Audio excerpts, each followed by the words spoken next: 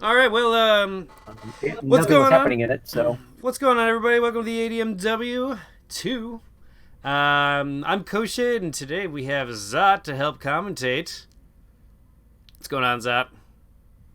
just looking forward to a great match. And thanks for inviting me on to help kick things off. Dude, Zot, you've been a member of the community for a long time. It's nice to have you here to sort of give judgment on these two players today. So, Welcome to the Mage Wars community watching. yeah, so Thanks for putting this Farkas. on. Yeah, I know, right?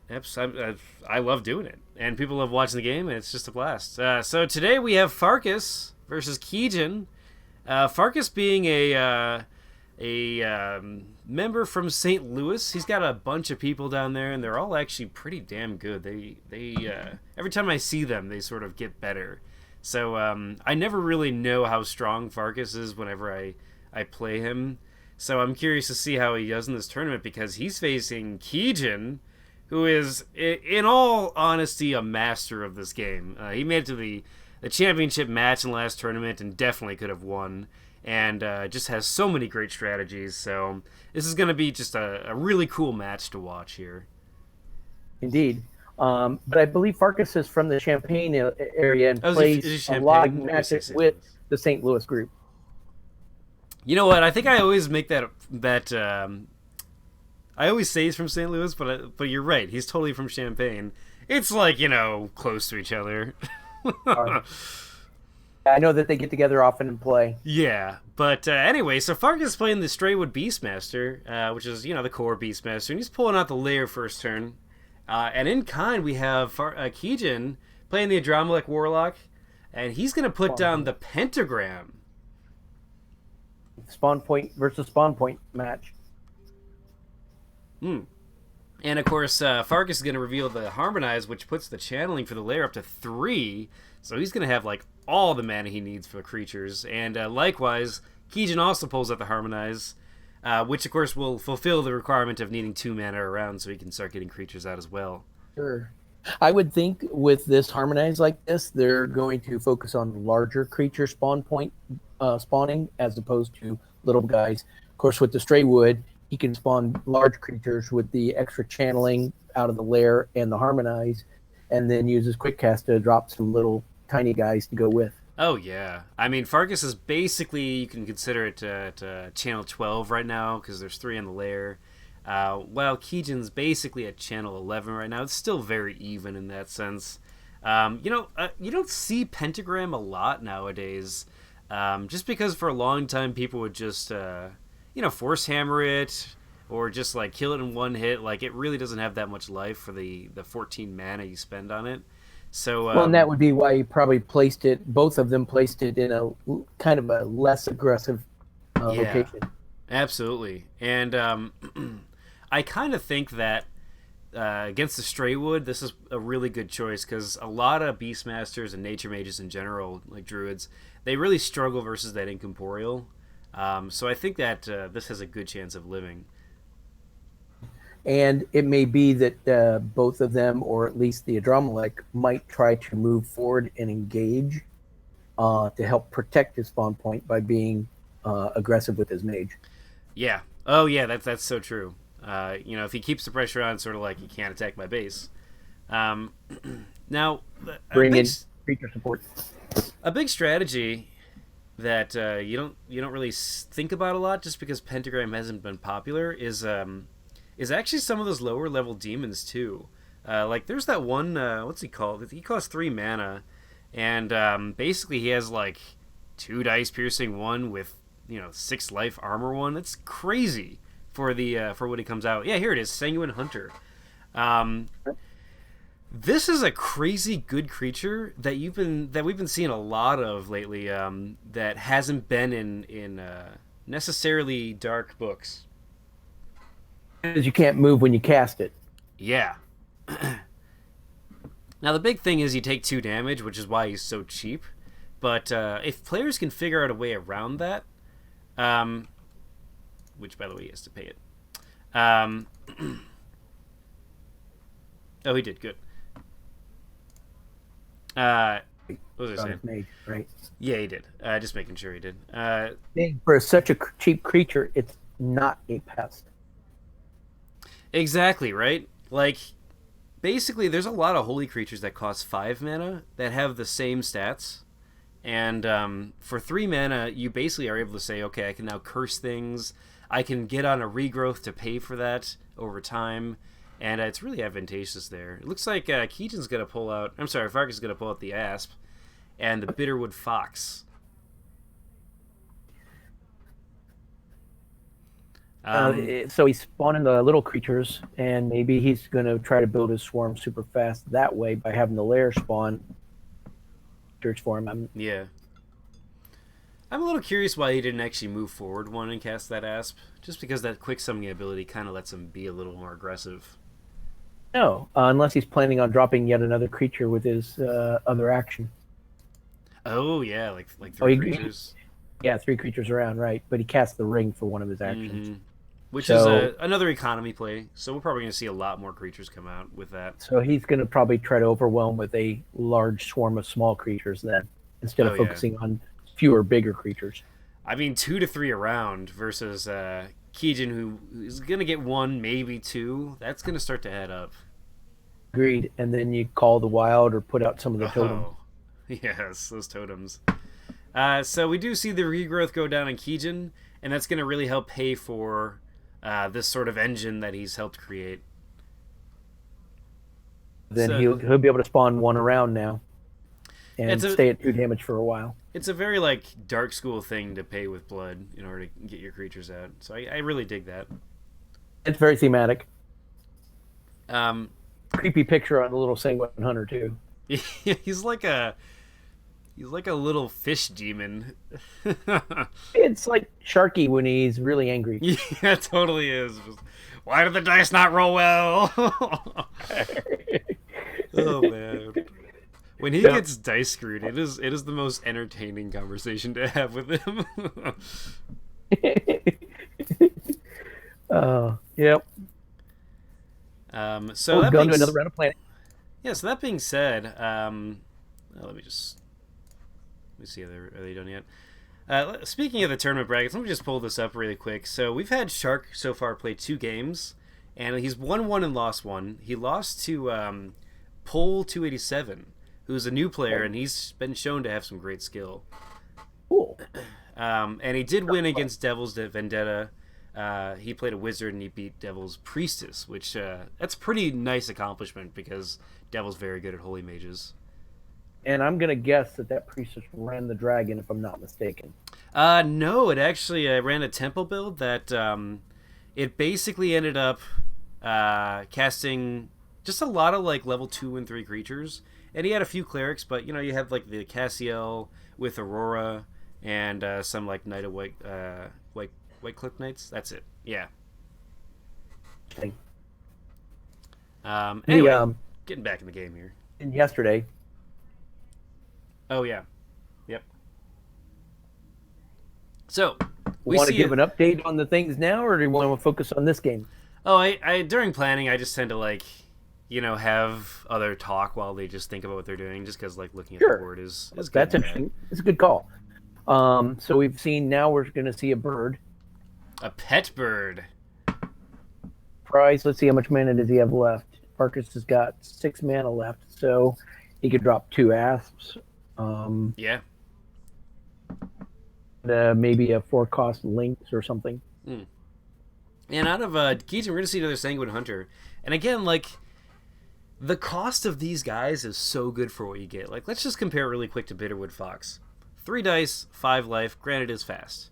For 5 mana. For less mana, you get more health, life, you get more armor, you get 1 less die, but you get piercing, which in this match is not that big of a deal because there's no armor on these low-level creatures. But still, it's really nice to get that piercing. So, in a lot of ways, Keejchen is sort of banking that extra mana for buffing his mage up, it looks like. Oh, and since he has a spawn point and these creatures are cheap, he could possibly drop 1 out of his mage every round and 1 out of the spawn point to try to catch up. Yeah, absolutely. One of the other things to note here is that Keejchen has in school some really nice zone attack spells, and we're gonna see him move to the left and enchant himself. We'll talk about that in a second. But if he firestorms or Ring of Fire in the right spot, he could take out like a ton of those little creatures. Well, in terms of the nature school, you kind of have to pay a ton of spellbook points to get that sort of benefit. Fire costs triple because fire is bad. Yeah. Nice thing about those zone attacks is creatures that have defenses like the asps or the Yes.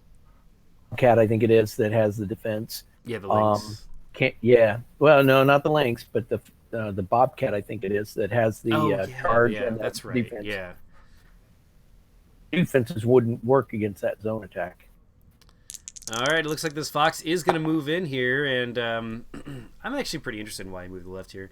And it looks like because he is fast, he does going to get 3 dice and gets 2 damage out of that. No reveal, so it's probably not a rhino hide on Keejchen. He does have the mana to reveal if he wanted to, but he was 1 mana short from revealing a circle of fire. that would have been great to watch. Also, a great spell to use in this kind of situation. Might be good against the swarm. Coming in for the return, the Sanguine Hunter here is going to hit that Bitterwood Fox. Let's see how he does here. Yeah. Building the array right now for the first attack. And he gets 2 damage, just very normal here. And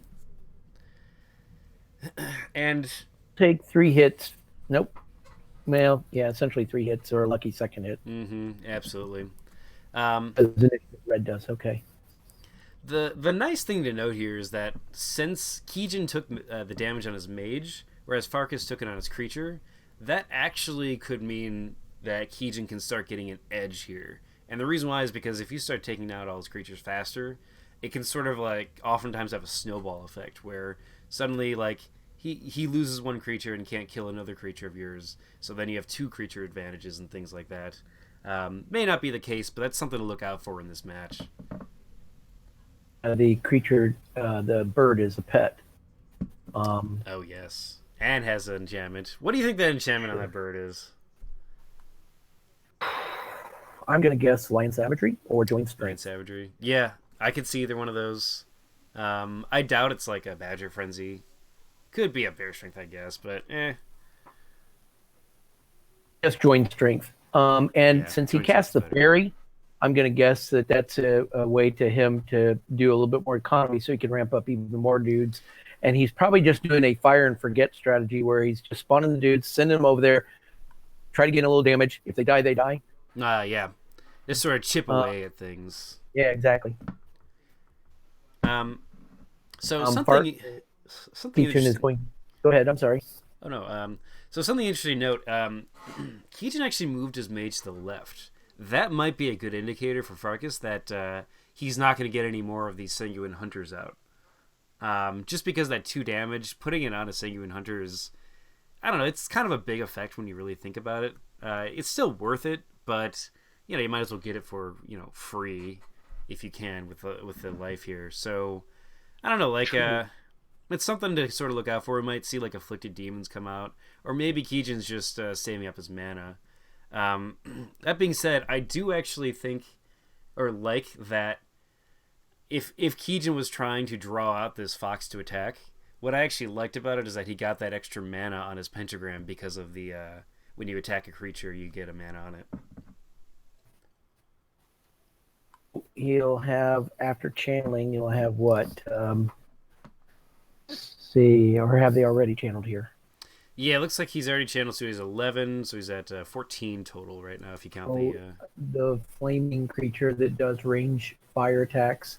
Oh, the Hellion? Right. Yeah, that would be cool.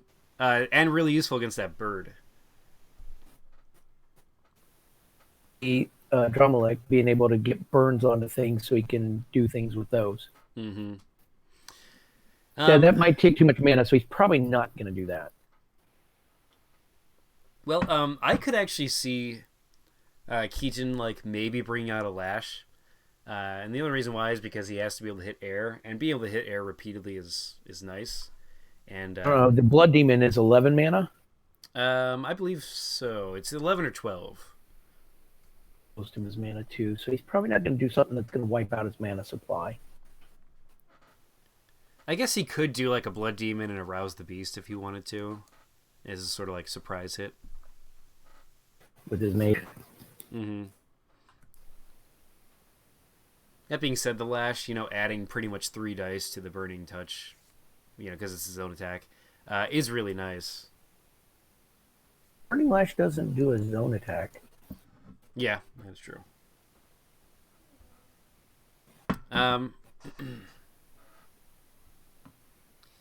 So yeah, I mean, Farkas is kind of chilling out in this corner here. I'm not sure if he should move forward or not. I'm kind of curious to why he's so far back actually. The fairy is not an animal, so he couldn't move when he cast that. Oh, you're right. Or he might start moving. All right, another falcon comes out. Mm-hmm. And he's just getting a bunch of fast creatures, it looks like. And granted, falcons are just great in general.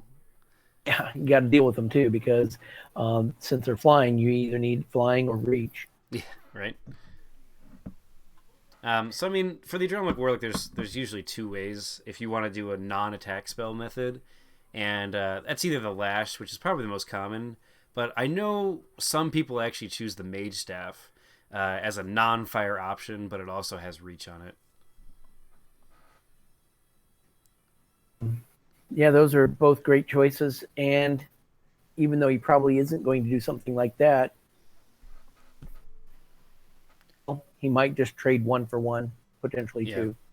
And something to note here, Keejchen didn't actually cast a creature out of his pentagram, so he's banking that mana, and I'm guessing we're going to see some sort of a response play against these birds in this game. I would expect a flying creature or something with range attack. Yeah. And the Lion Savager gets revealed on the pet falcon here, and it's probably going to fly in right now. There it goes. And let's see, he's going to go for the mage's face. Mm-hmm. Not a bad play. All right, let's see if we get the Circle of Fire reveal or not. Rolling 6 dice, gets 7 damage, all critical. Even if there was a Brace Yourself, it wouldn't do any good here. So that's going to bring Keejchen up to 9 damage here. Yeah, that's almost a third of the life. that is starting to get dangerous. Just a note, by the way, Farkas got a Jeweled Scarab out, so as these creatures die, he's going to be able to benefit in some sort of way. It in essence makes him even cheaper. Yeah, absolutely. I like Farkas as sort of he's not afraid to sort of like use other plays. I like the Witchwood Fairy. You don't see that a lot. A Jeweled Scarab, one of those new cards that you haven't really seen in many tournaments yet, and this is a cool way to sort of see those combo together. I don't think these 2 players are familiar with each other, so their style of play is going to be kind of a it'll be a lot of unexpected things potentially. Yeah. And this Sanguine Hunter's going to guard here because it's not a pest. I guess the Sanguine Hunter is probably way bigger than I initially thought. Like, I thought he was, like this little 3-foot tall demon, but I mean, he's not a pest, so he's probably like 6 feet tall and scary. Well, that goes up pretty high. Yeah, right. And this is a good play with the guard. Yep, and it looks like he's going to go in for 3 dice, and because he has no piercing, that 1 armor, which of course he didn't roll any normal damage, but it does help. He does 1 damage to Sanguine Hunter, and then 1 is going to get returned to him. And that's a great trade for Keejchen there. Is it up to 3 times around he can add mana, or 2 times around? It's 2 times, but you have to attack 2 different creatures in order to do that. Yeah. And so there goes the Bitterwood Fox. Jeweled Scarab does mean Farkas is going to gain a mana off of that. And how do you think that Bitterwood Fox went? Was that a good deal for Farkas? Did essentially 2 or 3 damage to the mage and a little damage on the creature, so he did about 5 damage. Okay. Was it 3 damage or 4 damage overall? I think it was 4. I want to say. I guess what you can think of is creatures as an attack spell. Mm-hmm. The mana cost for the creature is 4 or 5 mana. Damage out of it, it's a little bit like a attack spell. Theoretically, creatures should last a little longer. Yeah. Then an attack spell, but spell for the amount of mana he spent, he got about the damage output of an attack spell of a similar nature. Yeah, and the Jewel Scarab, of course, meant he spent a mana cheaper. And hold the phone right now. We have a Lash of Hellfire coming out. Yep, as you called it. And it looks like he's not going to reveal anything on his mage, so there's probably no bear strength there. And it looks like he's going to roll, what is that, 2 damage? No burn against this Falcon. Fortunate for him. It's close to a burn, but... Close to a burn. Close to a burn. Well, hold on. Now, doesn't he have the -1? But that's only if there's a curse on it. Yeah, he's got to curse him. There would have gotten the burn, but no curse. Yeah, so that brings him down to 6 remaining life with the 1 armor. And oh, the Rouse the Beast is coming out. So we're going to see a second Falcon attack come in here. And, I mean, Keejchen's mage is wide open. This could be a nice little 3 damage little attack here. Which, I mean, you know, for the 1 mana he spent on Rouse the Beast, 1 mana for 3 dice is pretty nice. And... damage. Okay. Now he's got more of them out there, and I would think next round Keejchen may attack the other bird and one-shot it. Yeah, I was gonna say. So let's talk about this game state right now. Who do you think has the advantage right now? Right now, I would say Farkas has the advantage, mostly because the amount of damage put on the opponent mage. Creatures, he's got a few extra creatures out, but Keejchen's a very smart player, and I would expect he can turn that around fairly quickly. Yeah, and I will point out that Keejchen got that regrowth out, and he so far has already saved 6 life off of it. He's recovered that much, so paying for itself pretty much. He paid 6 mana, got 6 damage removed. So that's a really nice little investment for him. I guess I'd like to probably see him go up to like 2 armor or have some sort of response to all these little needling attacks. I would expect the same as well, but you never know. Yeah, some right. people go for naked aggression and try to win out that way. Well, I mean, what do you think about like vampirism right now? Me too. I was thinking that with that much damage, he could recoup some of the damage he's taking and essentially blunt the onslaught of the little guys really fast. Oh yeah, I could see that. Have to spawn something of quality back here because it's got 7 mana on it and he's got 14 mana of his own. So I'm going to expect something decent to be coming out of the pentagram. I mean, that's a really good point. Right now on the board, Keejchen has a total of 21 mana banked, while Farkas has 14, but he has the fairy and the ring, so it's really more like 16 as long as he uses it. And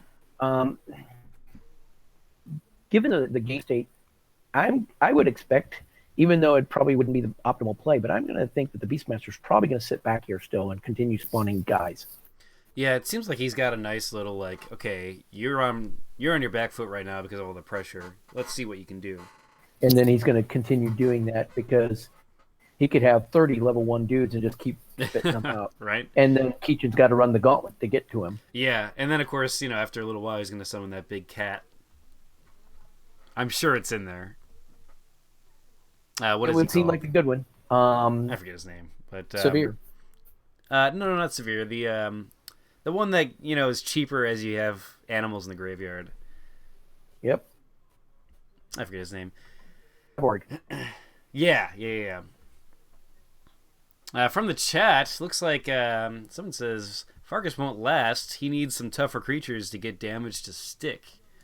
That's an interesting analysis there. So, I mean, with the Blood Demon coming out for Keejchen, this could spell some big problems for these birds. For instance, the Lion Savagery probably won't be able to really, go in and out for that extra 2 dice.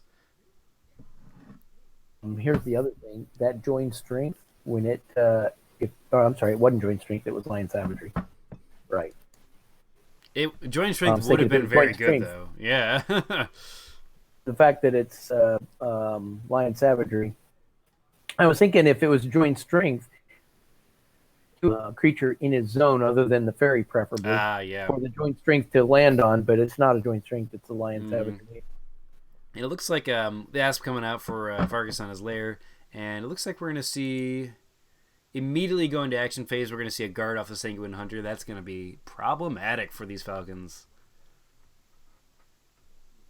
I mean, granted, the Thunder Rift can one-shot these guys theoretically because they do 6 dice and he has piercing 1, so it is possible. With the pet and the lion savagery, you mean? Yeah. It looks like Keejchen's going to enchant himself. Lots of enchantments on the Adramelech here. So let's see, he's got 7 mana. Yeah, so he could have a Bear Strength, Kiro's Favor. He could have just put a Rhino Hide on. I mean, there could be a Brace Yourself.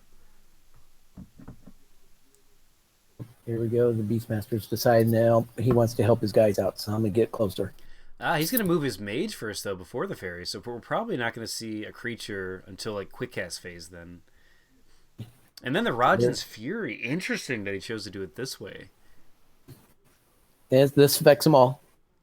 This is a great play with these Falcons. The Sanguines only have 1 armor, so that the charge +1 helps them a little bit. Basically cancels that out. Any of these fast flyers, they can get that extra bonus, of course. We saw some Foxes, if he has more, that they just charge into battle, get that extra die. And, for 7 mana, like, you could theoretically get that back in 2 or 3 rounds. Here he is attacking the non-pet. Yep, and this has no armor here. And looks like he's going to one-shot him, dealing 7 damage off 4 dice. And that is a dead Falcon here. That was a good roll, man. Because the Blood Demon wasn't in the zone, those birds were not going to be hindered, so they can move out and move back in and get the charge. Yep, absolutely. And I was actually kind of curious why he chose to move his Mage first. I think if he would have quick cast the Fury and then Falconed immediately, he might have been able to do it. Either way, it looks like he might pop this guard with this Asp here. And this is a smart play here. Attacking into a guard with your Asp, one, you might get a weak, which is just good. But the fact that you have a 5-up defense means that he's going to return, and you're probably going to just get out of the way. Gets 1 damage, doesn't get the weak. He's not afraid of dying here anyway. It's just 2 dice. It's probably not going to kill him. Yeah. If he even hits him, which he doesn't. The Asps are really annoying. I like making those my pet.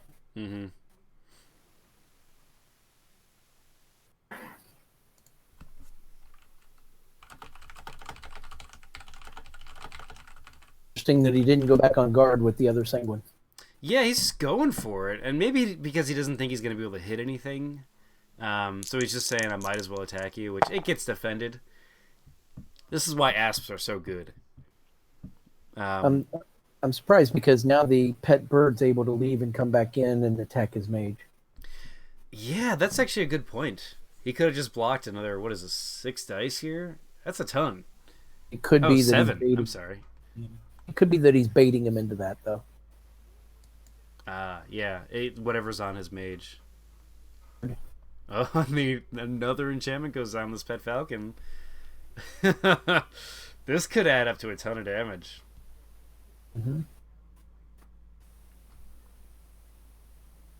Let's see what this Falcon does.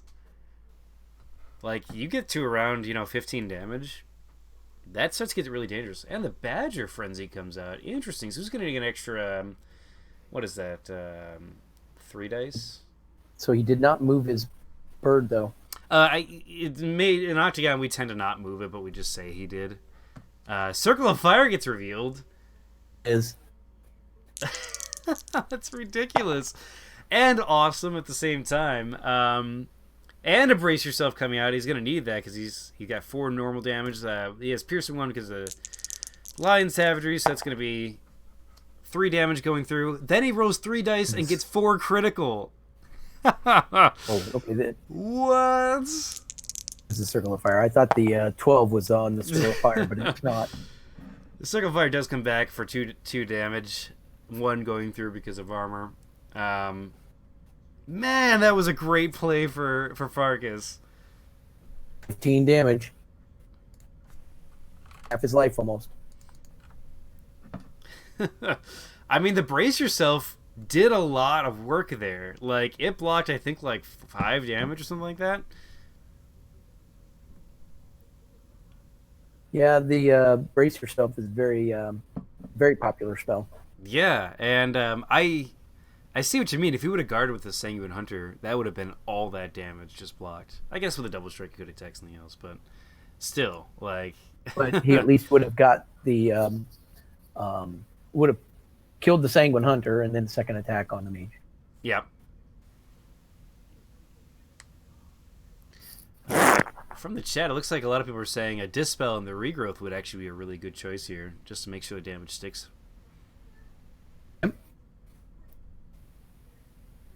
Opting to try to power through it at the moment.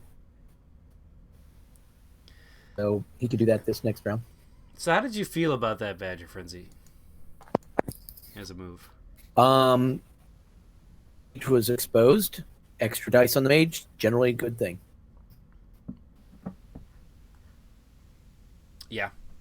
Yeah, I would agree with that. Some people were asking why the berry doesn't hit twice. It's because the way that the damage steps work, under damage barrier, it literally says it only hits once per like attack sequence. The double strike is still part of the same thing. It like specifically is in the rules about not being twice. Same thing with triple strike. If you have a triple strike, you don't get hit 3 times. Actually, on top of that, yeah, same thing with like Battle Fury or Sweeping Strike. All of those will not a just do brand once. new attack, as if he were to reactivate, say, with an overextend on a soldier. It would be a new attack, and then the damage barrier would kick in again. Right. And just so you know that Badger Frenzy, I know people are saying it's not double strike. It is. You gain double strike. Just so you know. So looking really quick, let's take a look at these cards here. Farkas right now has 60 cards left in his book, so that's a ton of creatures he's probably going to bring out. While Keejchen has 57, so both these mages still have tons of cards in their book, so we could really see anything. Indeed, I agree completely. This is a prepping new round, so he has to get rid of the brace from last round. Yep. Yeah, I targeted it, so I'm just waiting for him to deal with it. It's possible. During upkeep, a lot of players' computers are thinking about a lot of stuff while they go through the scripts, so it's like, maybe just not doing it.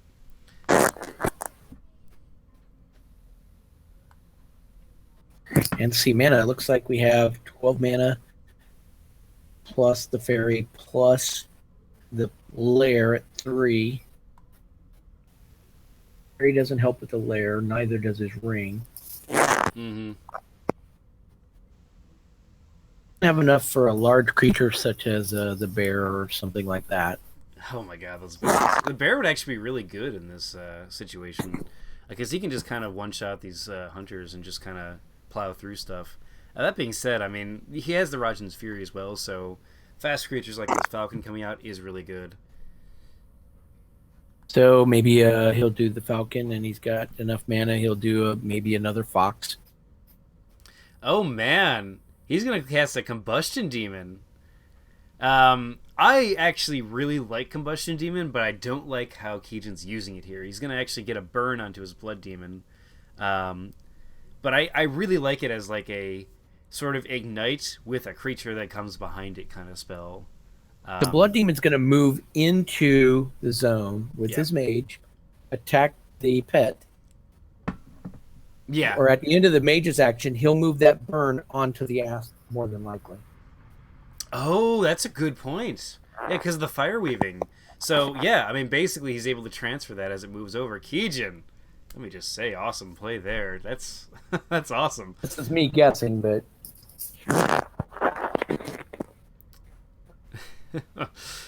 So that being said, the Thunderer Falcon it's pretty damaged, and it looks like he's going to try to curse it here. That'll get some extra damage from the lash, and it is going to be a Chant of Rage. So, Huh. Okay, so he's gonna put the rage onto the combustion demon, which is it's a good choice.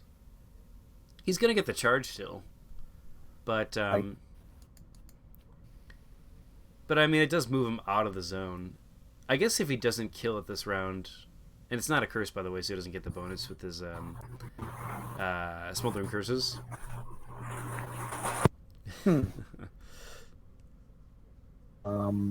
He's just wanting it to do something besides attack his mate. Yeah, I mean deflecting damage right now is probably good for Keejchen. With the Chant of Rage, I'm guessing he's thinking he's not going to be able to kill this Falcon this round. I don't know. With the lash or level 1 attack spell, he could. Yeah, he definitely could. And the snake's going to do an extra 2 damage. No weak out of it, but Barrier. Still, 2 damage is pretty good. Yep, damage is going to go down. And does nothing. That's so unfortunate. Alright, well, he didn't use the Falcon as the first turn, so this gives actually Keejchen a chance to make sure it doesn't do anything at all. And the Wall of Fire goes down. So all those little guys that he might spawn that aren't flying are going to have to go through that. Man, I haven't seen Wall of Fire in a long time. It's actually a pretty powerful spell if you don't have any way to, to take it out. I would think that unless the Beastmaster has brought some water or some force hammer or things of that nature, it's going to last for a while.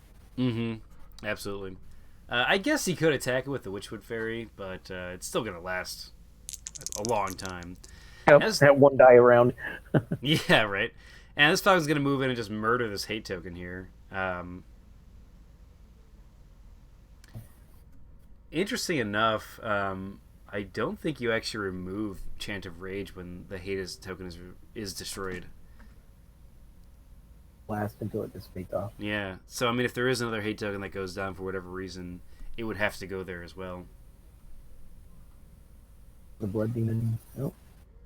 Yep, and he's going to try to take out this Asp, but this is a smart choice. It's just a matter of time. Which, of course, the defense happens again, so no damage is going to go through. This is a powerful little Asp, man. They're aggravating, aren't they? And here comes another one. Ooh, let's attack the Wall of Fire. You know what he didn't do? He did not do Fire Weaving. Oh, he did not. That is not good. Make sure that it's correct. Fire Weaving is once at the end of their action. Mm-hmm. And targeting object up to 2 zones away, so it doesn't even have to be in the zone. It just it's after her action, so the burn and the target just has to be in the same zone. Miss the opportunity. Yeah, that's a little bit of a misplay there, and it could be that Keejchen's feeling a little nervous with the amount of damage he has on him. Maybe that's why we saw the separation with this Wall of Fire and sort of this Chant of Rage to say, no, go after something else this round. Because he might just be like, I don't feel comfortable with the amount of damage you've already put on me. Witchwood Fairy's going to attack the Wall of Fire. Which is so interesting that, like, the fire doesn't do anything. And, of course, the fairy zap does 0. Ooh, fire bad. Fire bad, exactly. Could be an indication, too, that the mage may move in there, too. Yeah. And here comes the the Blood Demon going. He does get the Bloodthirsty. He's going to deal an extra 2 damage to this this Falcon here, getting an extra mana out of it, so that was a good play.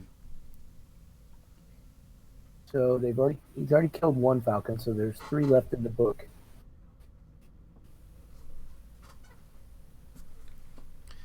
Yep. And it looks like Beastmaster's just going to guard. So you feel like attacking them? Yeah. I wonder why I didn't attack the Wall of Fire with a simple... Yeah, that was a weird turn there. And Tangle Root does get revealed onto Keejchen there. So he's going to be able to roll less damage. That was an interesting reveal timing, because he can't attack anything right now. So... Like, why did he, I guess, reveal it if it's about to lose a dissipate? So I don't know why he did, unless he was concerned about. Mm, that was, I think that might be a misplay on Farkas' part. Mm-hmm.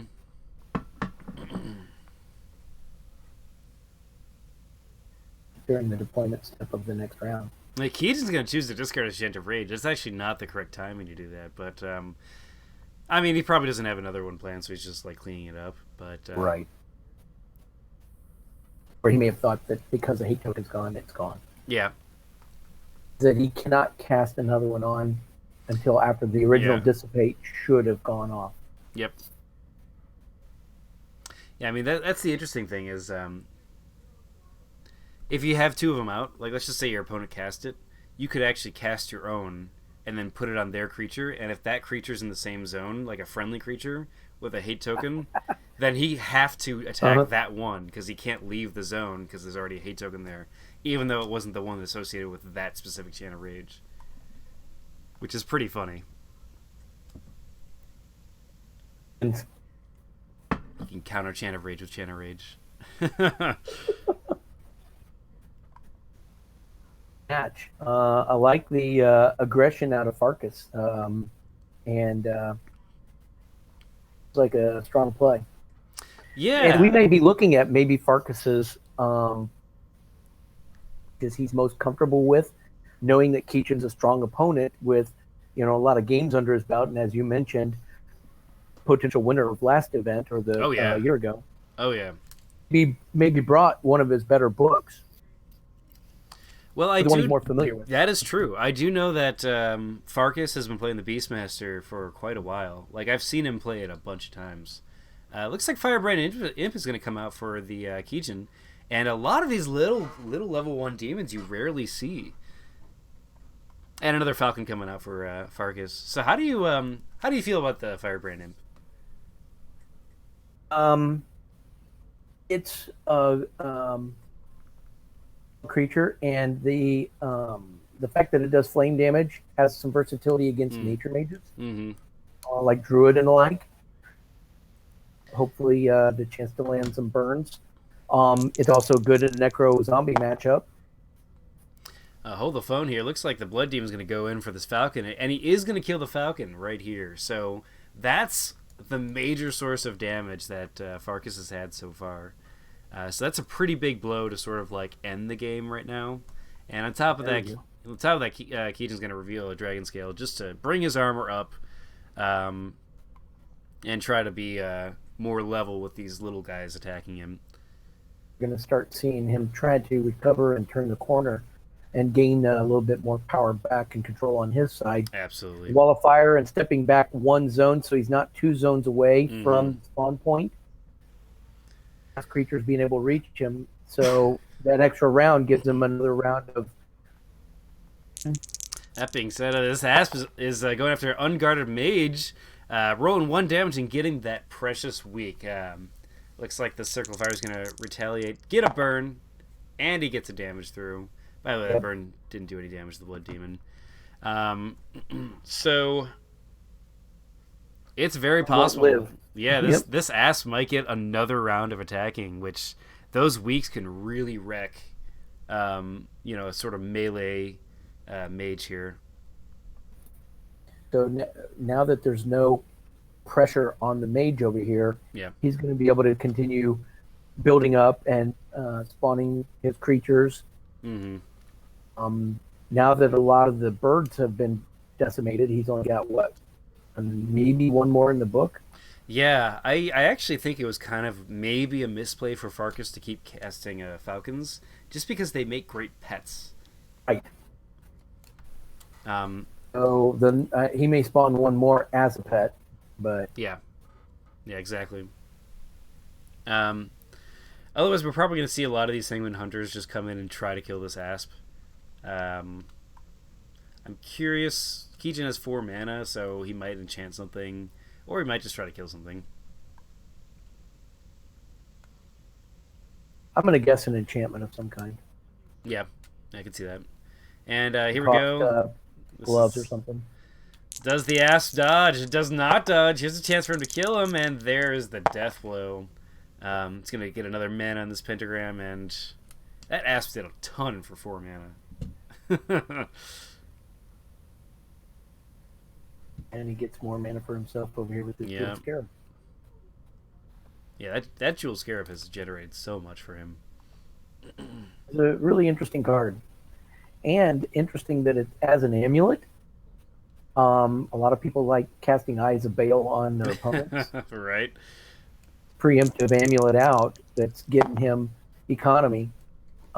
It's a eating an Eye of Baal later. Yeah. Yeah, and not having to deal with that whole dissolve shenanigans. This fairy, I think, is afraid of fire because she keeps trying to zap this wall of fire, and it's just sort of like, no, I'm not gonna hit it this time. Why are you making me attack this? Yeah. It's hot. So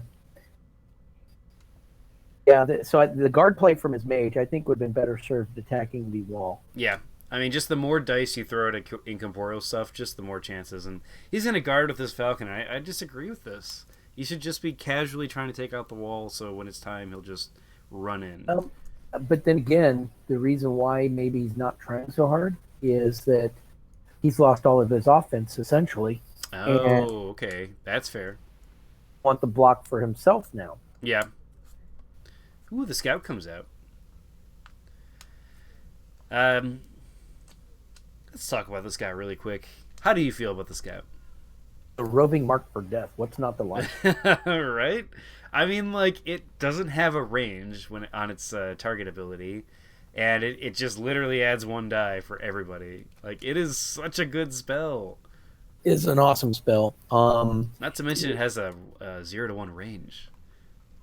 Yeah, he's actually a little quick attack archer. Fight, he can run up and shoot somebody for a couple dice. Yeah. I mean, like, I guess the trade-off is if he guards, he can't counterattack, but, like, he's a scout. Don't send him into melee, you know? He's supposed to be back looking at things. Yeah. His ability does require line of sight. Yeah. That's the one downside. So, you know, this wall of fire is actually affecting it. But that wall won't be there forever. Nope. The fairy will slowly bring it down. Well, maybe. But what will happen is he'll use his lair and his quick cast and build up another creatures on his side. Yep. But the unfortunate thing is by that time, that 12 damage on Keejchen dwindle away. Yeah, that's the big advantage is this regrowth right now is doing work. Like so he should have taken the opportunity to get rid of the regrowth as somebody suggested. Yep. And then the situation will look a lot different. Yep, I definitely agree with you there. And, I mean, Keejchen right now has 15 mana, 4 on the pentagram. Farkas was 16, 3 on the lair, so, you know, Farkas is definitely at an advantage economy-wise right now, but if you look at the actual board, what's out there, I mean, we have a level 3 creature, and for Keejchen, so that's really advantageous. Like, that Blood Demon will wreck a lot of stuff. Yes, it will. And if he manages to get rid of most of the Falcons, then he'll have the air superiority. Mm-hmm. Yeah, and the Blood Demon alone can do it. You know, not to mention there's a lash. Not to mention there's a lash support. I think even though he's got a lot of damage on him, I think even though it may not appear like it, I think the board state favors Keejchen here. I would agree with you. It wouldn't surprise me if Keejchen has either a Galvanize, a Cure, or a Wand of Healing to deal with this week. Just because I know Keejchen usually has ways of dealing with it. Either that or he wasn't relying on his mage to do damage and he'll just play more of the attack spell focus kind of mage. Well, let's see.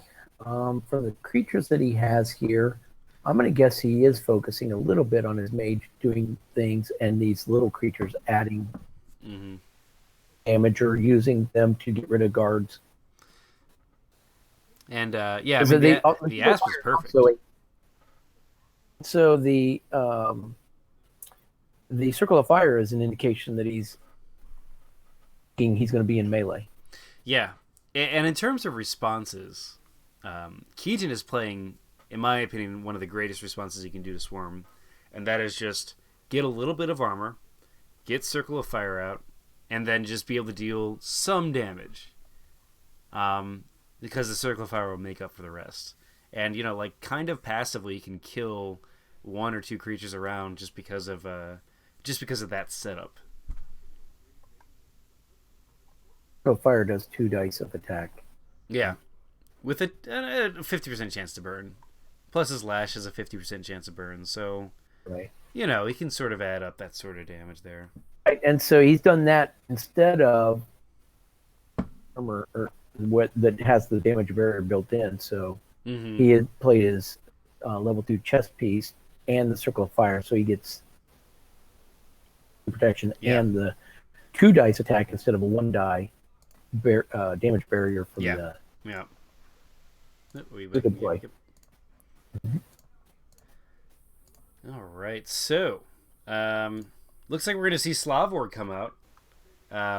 What is this, paying a whole 8 mana discount here? Nice bigger threat out now. Yeah. With the ability to go on guard. Yeah, Slavor is one of those like deceptively good creatures. I mean, he obviously is good, but like the guard marker alone for 2 mana lets you really sort of like bulk up exactly what you need to defend yourself. Sure. Well, you could also do something like that with the pack leader's cowl, though. Oh, that's true. I mean, I guess theoretically you could get two guards, I think. Or is it just minor creatures? I don't remember. Minor, but... I mean, you got Timberwolves and stuff. And we're going to see Surserix come out for Keejchen. I did not expect to see a familiar out this late in the game. Yeah, that's an interesting play. So he's going to use that to spawn his attack spells or curses? I mean, the curses combo really well with, the Firebrand Imp and the Lash. If he chooses to get attack spells like Flame Blast, it'd be great against these asps. Sure. I mean, and if Farkas... curses on the little asps. Yeah, it's probably not worth it. But regardless, Surserix also has a fire attack, so you can combo that with the Smoldering Curses. We're gonna see an enchantment go down. Or the Adramelech on the other hand. Yeah. Yeah, he would definitely curse these asps. Yep. He'll get the curse back. Yeah, and he can turn them into zombies then too. Looks like he's gonna enchant the Blood Demon. I'm guessing that's what is that called? The blood buff one, whatever it is. I don't know. It's like +1 melee. Right. Bloodthirsty? Bloodthirsty. I don't. It's something like that. I forget what it's called. Yeah, demonic thirst or whatever. Yeah, I think that's it. It adds like the healing element to your mage and stuff. It's a great spell to cast on Blood Demon. It could also be that one that gives that +2 one too. I don't know. The one that since he's already bloodthirsty, he's just enhanced it. Yeah, right. It just gets better. Demonic Link is what I was looking for. Right. Both of those are great choices. And we're gonna see a Guarding Asp here. It can be ignored since it's a pest. Yeah, It survives the counter. Survives with the defense roll. Then he can counter strike. Mm-hmm. Maybe get a weak. Honestly, I don't think it would be bad if he used one of these Sanguine Hunters like he's doing right now to attack the Asp. Just because if you got a weak on a Hunter, it's like, yeah, it's 1 die, but now you can kill this Asp. Right. Instead, we're going to see a Guarding Sanguine Hunter. He does not want something to happen there. He's thinking about moving back in there at some point. Yep. Sort of sets it up for that. Mm-hmm.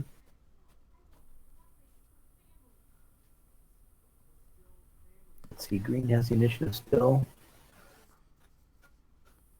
Another thing to point out here is if Keejchen's not expecting to actually engage anytime soon, then Surserix is a really nice choice because he'll just passively channel mana, so that 12 mana investment suddenly turns into maybe like 9 or 8 as you channel the mana back onto him. Right, agreed. And of course, his using an action for you. That's worth something in also itself too. Also worth something. Yeah.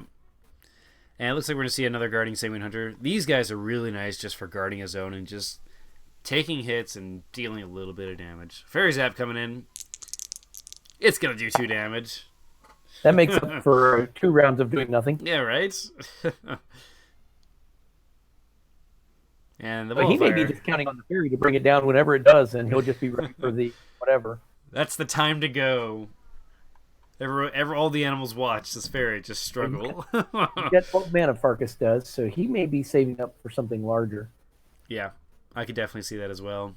And we're going to see the Firebrand Imp go in, attack this Asp. The Asp does not get that defense, and it's going to get 2 damage.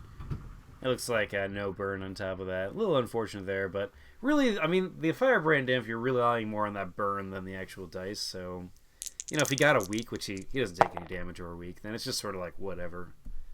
That does that. Strike did nothing. Yeah, right. And the pentagram now has an extra mana on it, so it was worth it, I'd say. Yeah, because he didn't get any effects back from the Asp. Yeah, and I personally don't think this Blood Demon should move into the Asp zone, just because we have a Straywood Scout here that can shoot up. I would expect it to stay back. Yeah. So what we're going to see at this point is continued spawning out of the spawn point with the wall separating everything. Yep. And that's nice for Keejchen. I mean, the waiting game is perfect for him because of that regen. Basically, start over the game with all his side and all Farkas' side, and Farkas is down dudes. Absolutely. I mean, he's lost 4 animals so far, so that's a pretty sizable amount to lose. Falcon's gonna move down here just to get in position. Nope, he's going in. Interesting.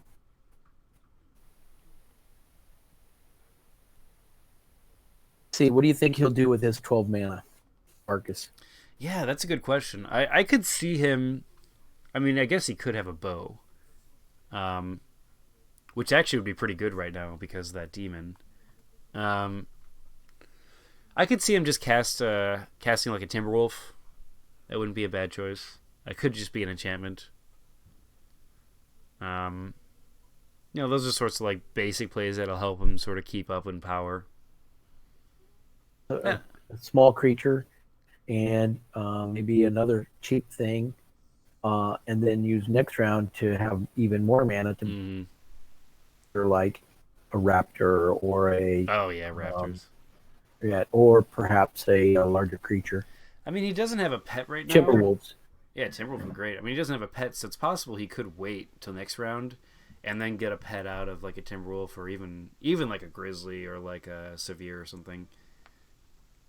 So there's the cheap cast for the 1 mana from the fairy. So he's... Man, that's in here. That's a nice combo that Keejchen, or I'm sorry, Farkas is doing with that fairy. Double tap too.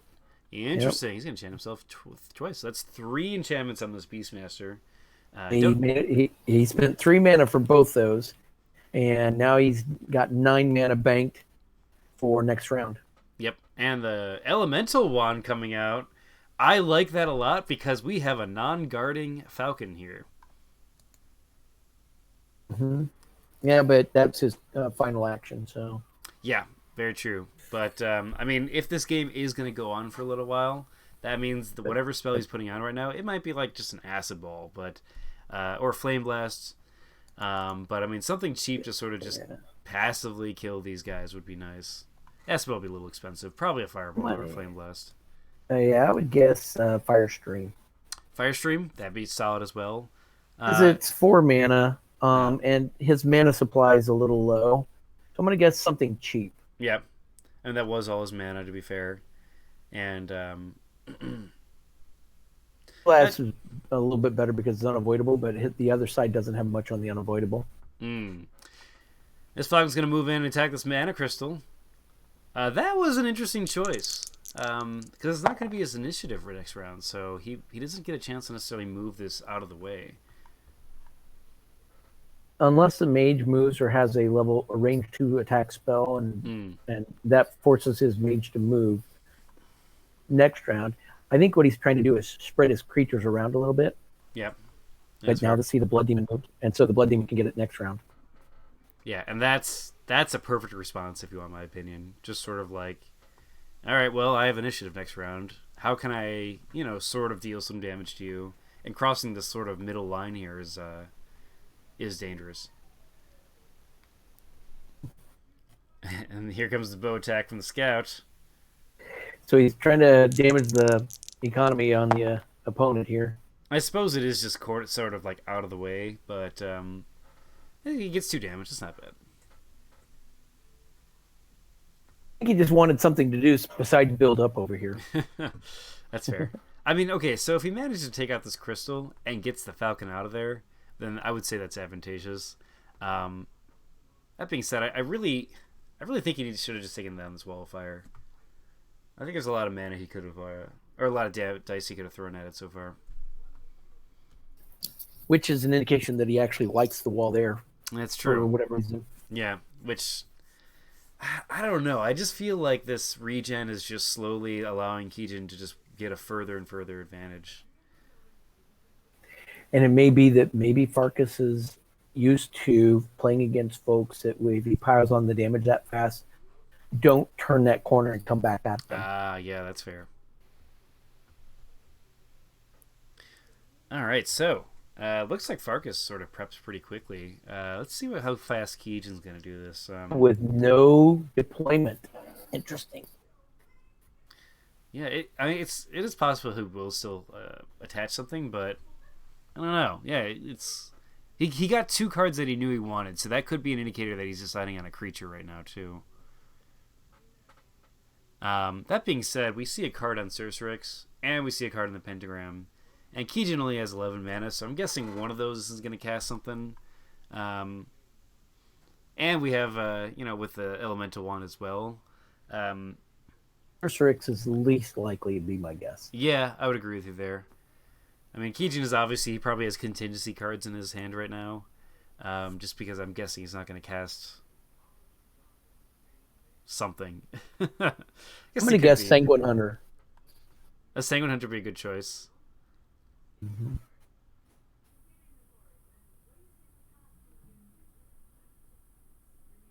And we see a bunch of guards still out here for the Sanguine Hunters.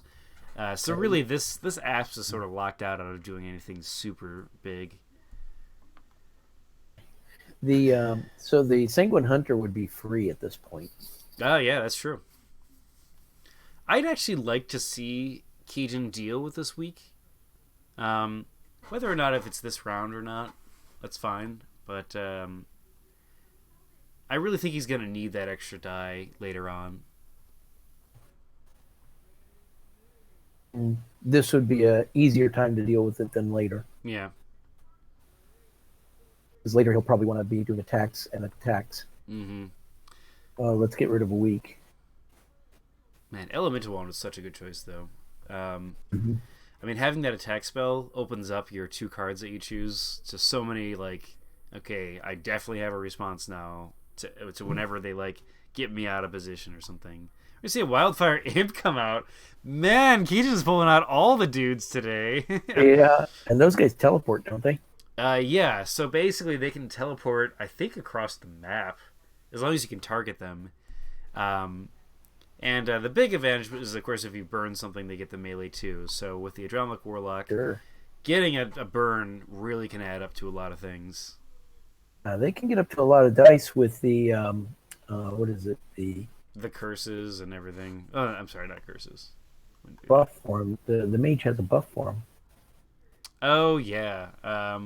There's also the buffs you can do. +1 trait, yes. Yeah. Demonic, no, not Demonic Warden. Demonic something. I always forget that card. I think it's Demonic Link.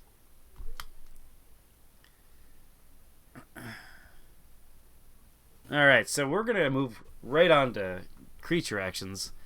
It is, of course, Keejchen's initiative, so big question is, what does he go after?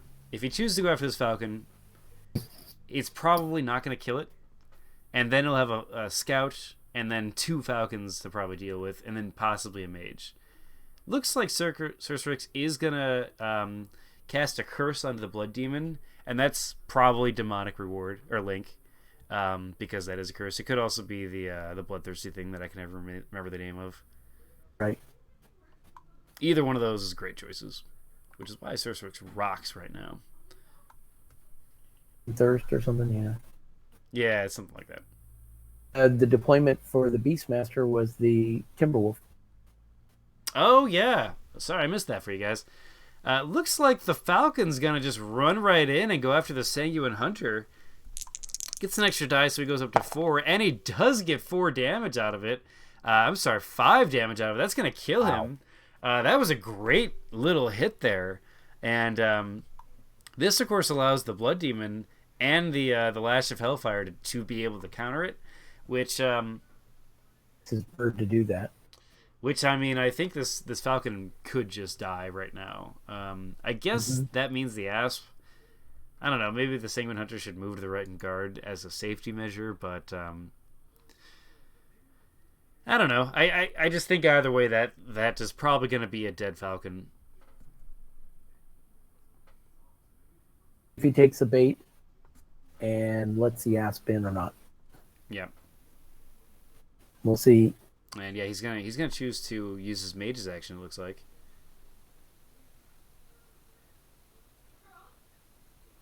He might think that, okay, if I let the Asp hit me, I'll passively kill that Asp. Yes, with maybe a Flame Blast or something. Even or the Circle of Fire. Circle of Fire is what I'm thinking of. Yeah. Yeah, and the one shot on the Falcon's about to go down here. Rolling 3 dice but getting 5 damage, which is pretty damn good. And here it comes. Oh, looks like, yeah, we're going to see a Flame Blast. Yep, Flame Blast is on that wand. He is going to hit this Asp for 5 mana versus the 4 mana Asp here. It does kill him.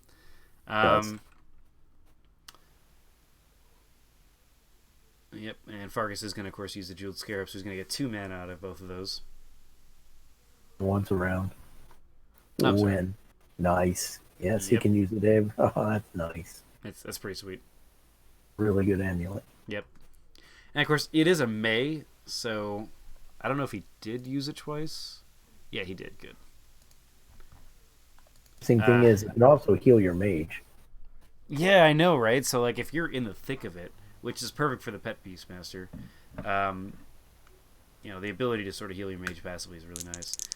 Looks like we're going to see this scout go after this crystal. It is going to deal a damage, one short of killing it. Crystals are very sturdy. Yeah, no kidding. His Blood Demon's like, don't go after it. Advancing 1 here. And now we have a pretty clear divide of the board. Oh, and it guarded. Interesting. Yeah, I mean, this allows the Falcon to move in, but then again, there will be a counterattack. No matter where I guess he can go after the mage. Yep, he's going to go after the mage. Yep. Try to put some more pressure back on. I think this is a losing fight now. I mean, Keejchen is getting a bigger and bigger edge here. I mean, you got 2 armor. Oh, jeez. These rolls. God. Gets 6 damage out of a 4 dice attack. That's pretty damn good, actually. And the counterattack with 2 mana, or 2 dice here, is going to do 1. No burn, unfortunately, but that was pretty good, actually, that damage there. It just took away 3 rounds of regeneration. Right? I mean, this I really think Farkas has to respond to that. Like, he really needs to go, okay, I have damage on you. Let me keep up this pressure. And, yeah. He may just choose to walk through that wall of fire and just keep going. At this point in time, he needs to keep the damage on. Otherwise, all this nice damage is sort of going to waste. You can see here, he's got 14 mana left with a discount ring and the fairy. Yep. That could get him up to 14. Slaver's moving in here to attack this wall of fire. Did he pet? He didn't pet it, no. He could. Alright, looks like we got, what was that, 2 damage? 2 damage on that wall. Total of 4. Fairy Zap coming up. He's just really blocking this bottom. He just guarded everything there.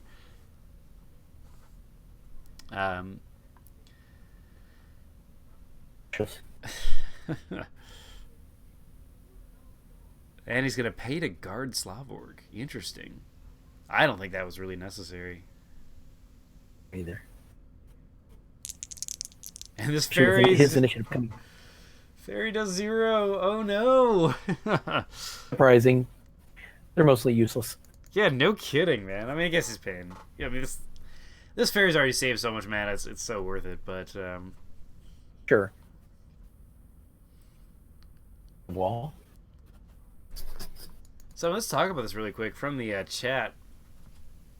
Drayfen says 2 boulders would be nice, just to sort of get more damage on Keejchen. I totally agree with you on there, Drayfen. Has to be able to see him. Yeah, exactly. Like, I think if he would have gone through the wall, gone around the wall, instead of, like, I don't know, sort of like going after this mana crystal, like focused all his dice here, the ability to just be in a 2-range attack spell thing could have dealt Keejchen a ton of more damage. We see him. Yep, he petted another bird. Okay. And he roused it. Oh, okay. This is actually a really good move here. So he's going to sort of fling this this high dice creature now at him. It's going to deal a whole what is that? 7 dice against this Sanguine Hunter. So it should 4, 5, 6. My bad, 6. Won't kill him. That's fine. Oh, but he's going to choose to guard. Okay. 5. It's 5 dice, isn't it? Let's see. Pet is 4. Well, yeah, you're right. It's 5. Yeah. He decided not to throw it over there at the mage. Let's see. Did Slavorg not get the charge bonus? Let me see here. It should have. Let me see here. Slavorg rolled 4 dice. It looks like it didn't. Well, let me just have a look here.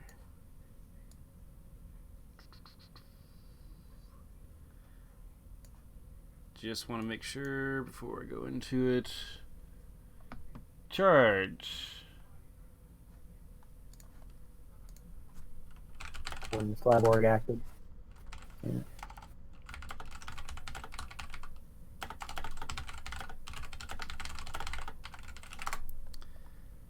It may not have automatically done it because it's kind of a weird card in terms of how it's scripted. Rolls 4.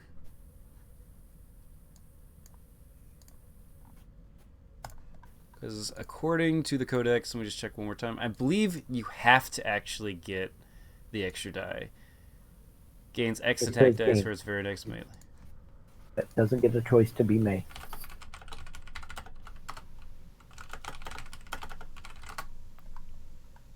I'm just going to have him roll it.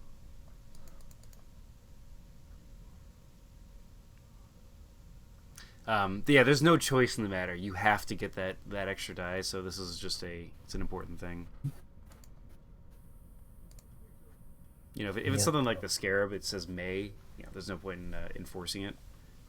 Because that's the nature of the game. That's on them to know. And Farkas is probably checking the chat right now just to make sure it only rolled 4. Anyway, let's talk about the state of the game right now. So, what would you do if you were Farkas?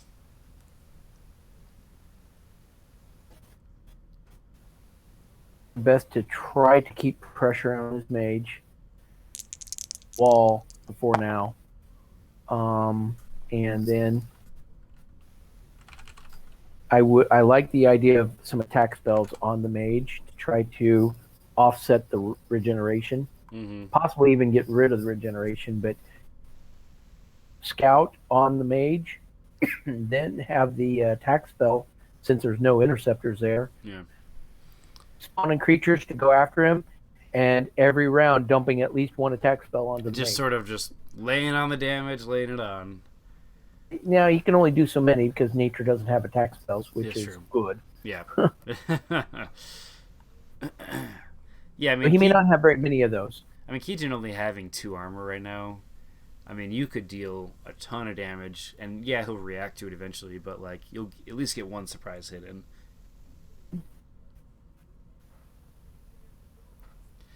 I mean, yeah. I mean, and Keejchen can definitely return the dice back, but Well, he could also port the mage over to him and then swarm him over ah, this side of it. that's very true too. That either way, either any of that requires that wall to go away. Yeah, from the chat, it looks like people are saying that the rouse was wasted on that pet falcon just because it ended up guarding. And I definitely agree with you guys there. I think the rouse would have been a nice surprise extra dice, but the fact that it just guarded was, Yeah. I mean, like, it's a flame blast. I guess that could have hurt, but at the same time, it's like, why spend the mana then? And so he lost that for later use too, if that was his last one. Absolutely. I mean, he did get a pet falcon last round. That is nice, but Might be his last falcon.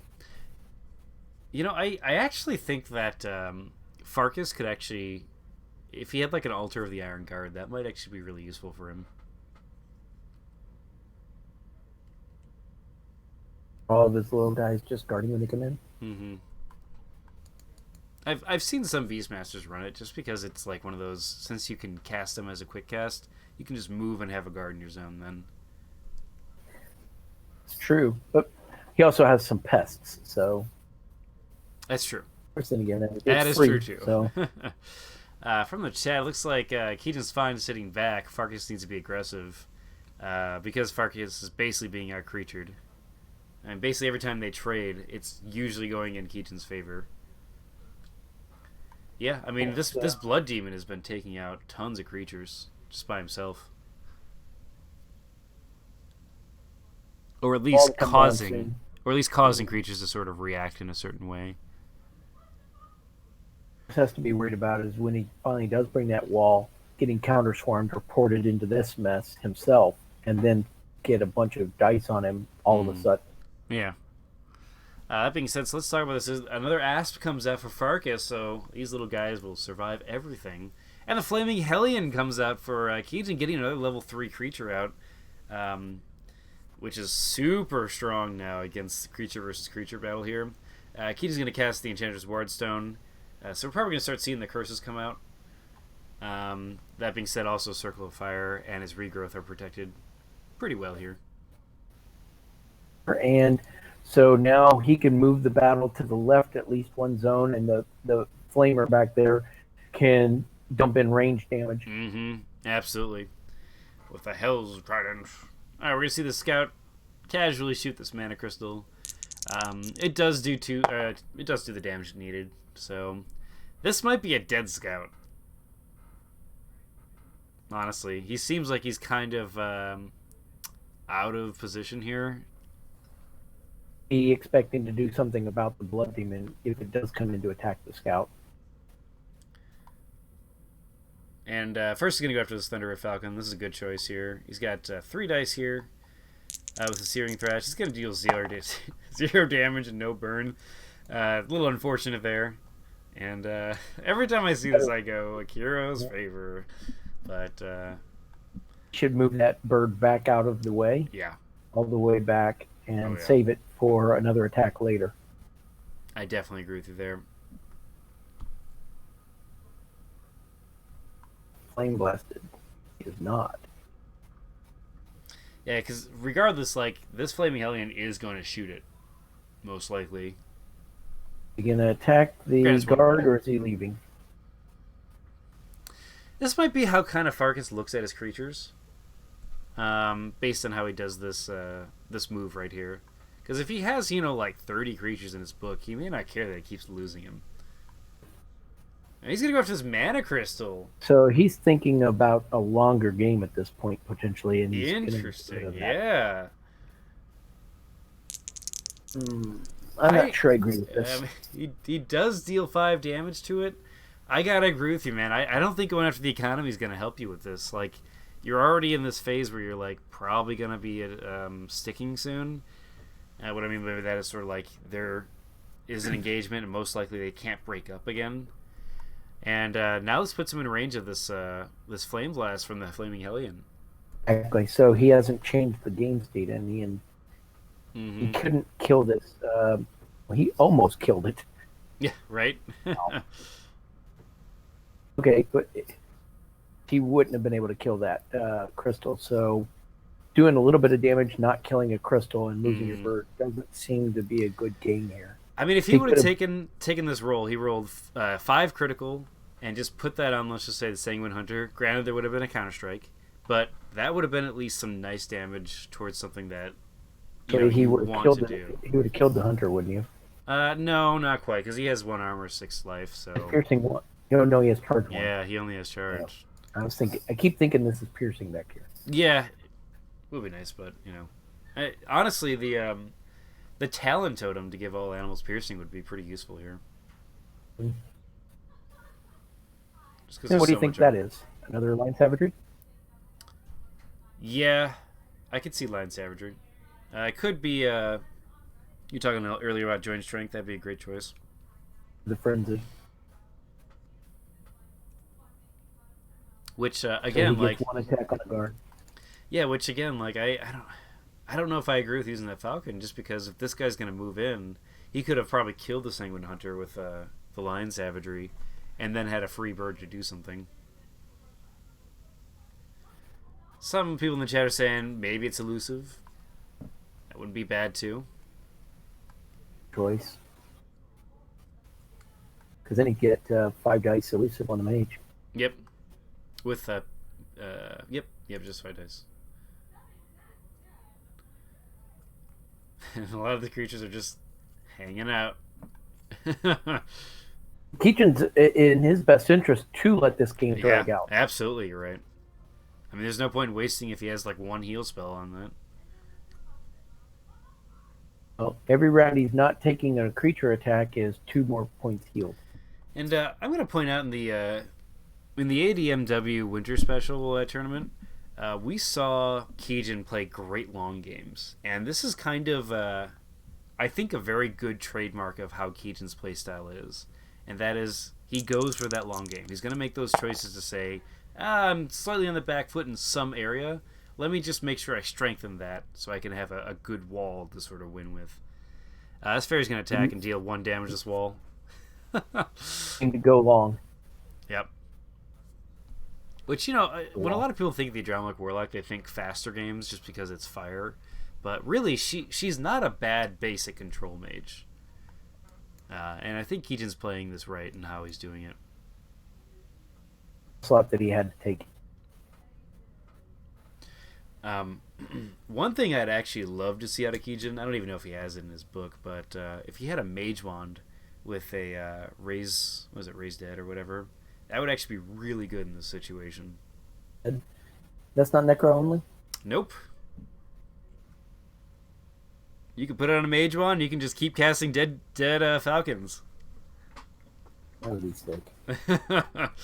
Lion Savagery is going to get revealed, and the Panther Stealth getting revealed in this falcon. So he's both elusive and piercing 1. Gets charge +3, so he's going to have 7 dice, piercing 1. And he's going to go after Sorcerix here. Not a bad choice. It's going to have 2 armor, so basically 1. And probably won't one-shot it, but we'll probably see some good damage come out here. Rolling 8. Nice. Okay, he has a guard on him, so he's going to have to re-roll that. I was like, what damage is this? It kills it, doesn't it? Yeah, he rolled 15 dice. I don't think that's quite right. Right now, Octagon has a weird bug where if you have guard, it's going to roll twice. So let's see if this is going to be the right damage here. Should be 3, 4, 5, 6, 7 dice should be. He only rolled 4. That's correct. Oh my goodness. 4, 6, 7 dice total. 7 dice. Yep. Let's let them figure that out. It's pretty funny. Piercing 1, and he has 2 armor, so 1 to make. But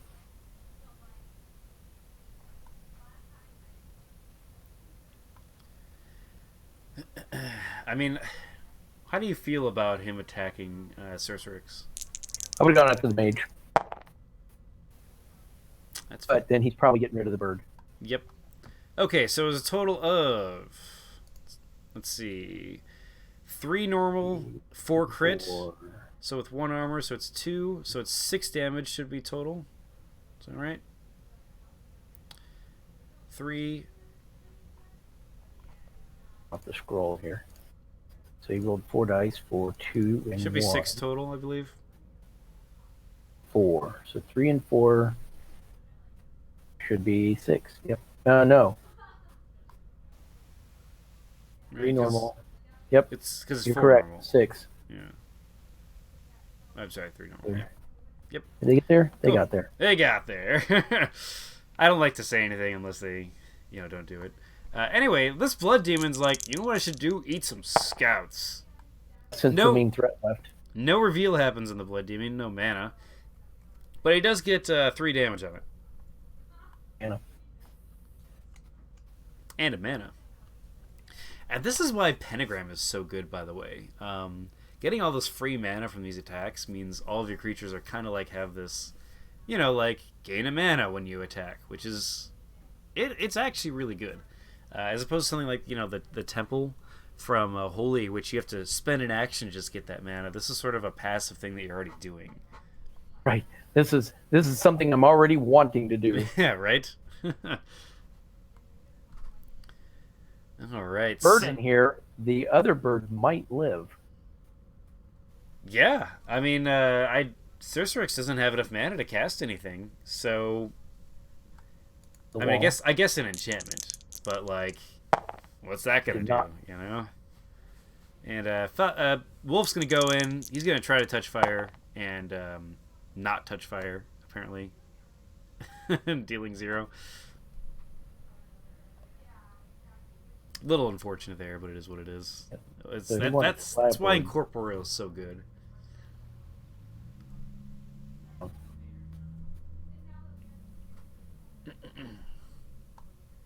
Now Cercerix is going to do. He could cast an enchantment. He could just. I guess doing nothing would probably be a good choice as well. Oh, he's gonna enchant it. Okay. Now, what is this enchantment? Chains of Agony. Chains of Agony. I could see it being. It could be a mark for death. I doubt it's Rise Again. That'd be a weird choice. Yeah, it's not that. I'm gonna guess something tiny. Revealed before upkeep.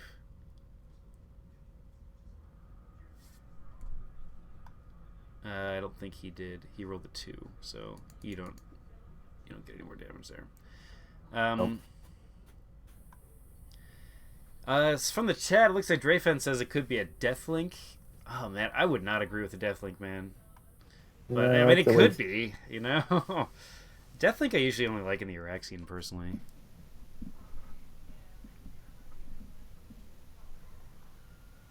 Probably not a Chains either. Yeah.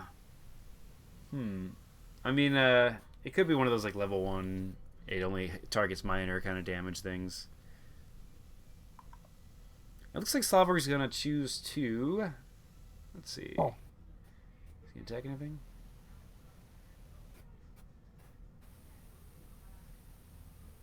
Is he just gonna guard?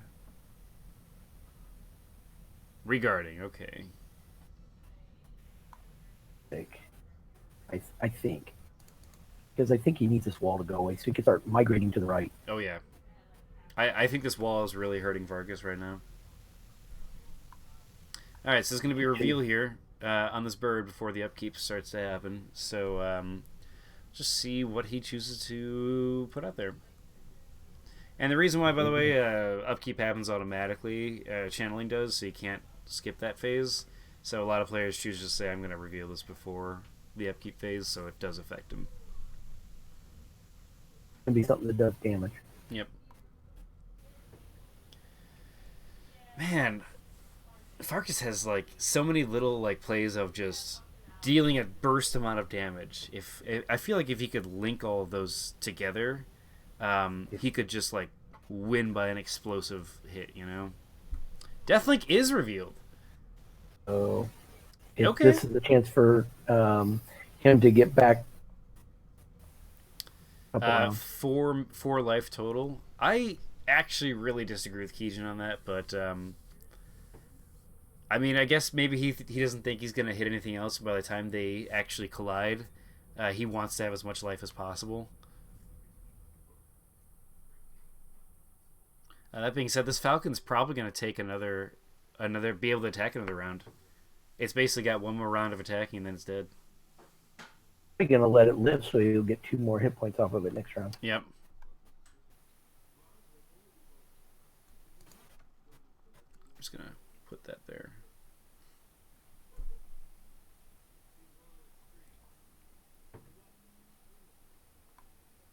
3 damage, shouldn't it? It should be at 3.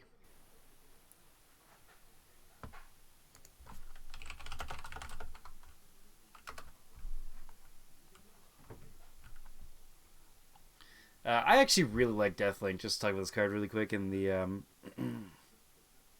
just to talk about this card really quick. The fact that it's a curse, it goes back to your hand.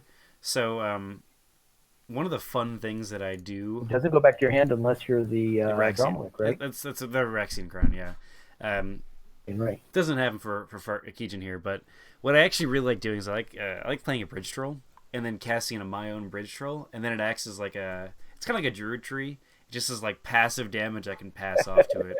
And if you just let that if you let the bridge troll just not be in the fight, sure it's a lot of mana, but like if you need that and you feel safe, you can bring him up, or you can just, if he gets really hurt, you run him away. It's a tree that can defend itself, son. Right? Exactly. It's so fun, man. And like, since you get a choice with the you healing, like let's just say they focus on the bridge troll, you just let him regen 3 and not worry about Deathlink. And then if they do kill him, you get the curse back. That's crazy. It's fun. That's man. hilarious. That is funny. Creature, da da da da da. 2, 9. Just a little fun thing if anyone likes the Erexian Crown. He's got all sorts of little tricks like that. Alright, moving on to the deployment phase. Looks like we're going to see another Bidwood Fox come out. Another fast creature to get that charge bonus.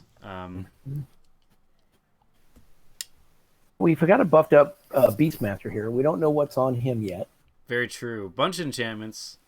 Let's see, did we have a creature? Nope, nothing came out of this pentagram. Probably because Keejchen revealed that Deathlink. It's pretty costly.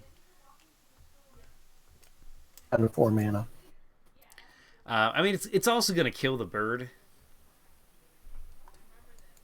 Passively, so that allows him to sort of use his actions otherwise. He cannot.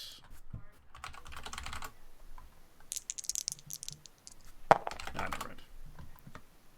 It's a range attack, so he's allowed to do it. Yeah, so what we're going to see is Searcher X cast his enchantment for 2 or 1.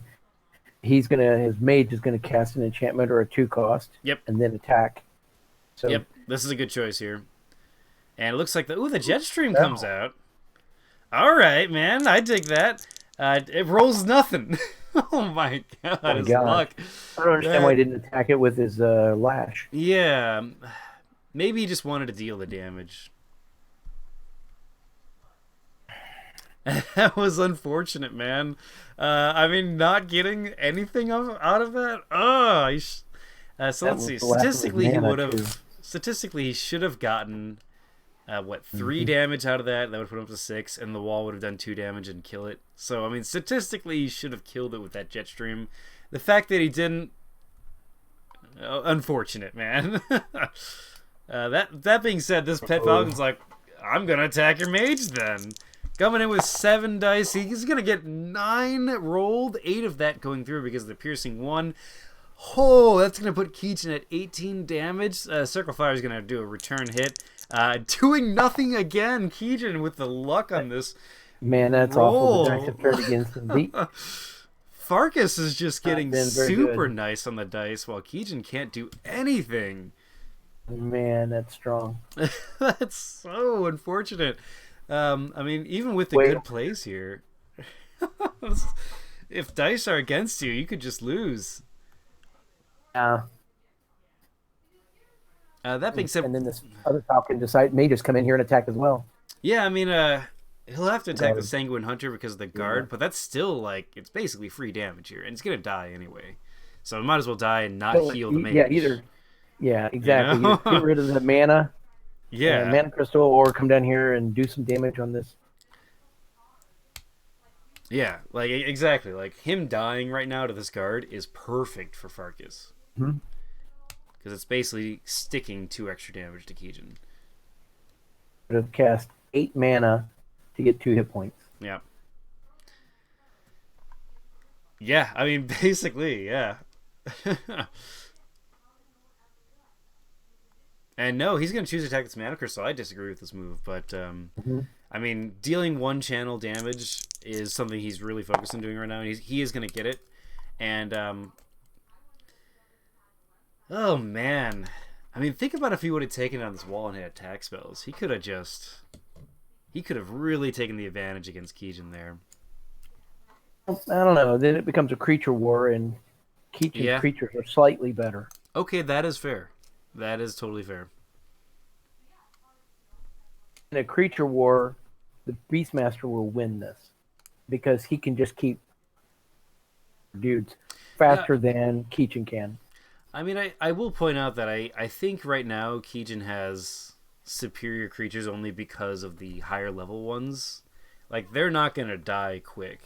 But, I mean, if Farkas just spends some rounds just, getting like 3 creatures around, I think you're right. He could come back in terms of the creature But he's advantage. got a Timberwolf and the Slavorg, and he's Okay, that's got a actually lot of fair. mana. He's Yeah, got a no, lot of mana too. that's So true. And I I would mean, not be surprised with another Timberwolf drop. yeah, okay. I see what you're saying there.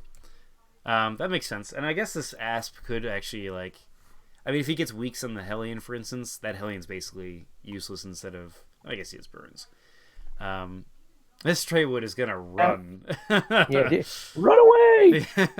Does what scouts do, I heard man. him say I'm just a scout. it. Battle's supposed to be way away from me. What's this guy doing here? Yeah. I think it's interesting. The scout has like a little knife or sword on him. By the way, doesn't have a melee attack. If you look at it really, really fast, the picture, it looks like he's got his arm or his hand over his mouth, yelling. Yeah, right. Get out. Yeah.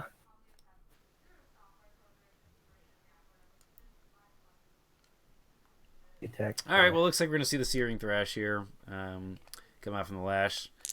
3 dice. He's gonna roll 5 damage. I mean, that's not bad. That's gonna 4 is gonna go through with a burn as well. It's not gonna kill it, but Yep. with 2 burns, it's probably dead during upkeep. Yep. So what you're losing here is not just the bird; it's a pet bird, but you're also losing 2 spellbook points for those 2 enchantments too. Yeah, So it's true. like a level 3 creature that just went away. Yep.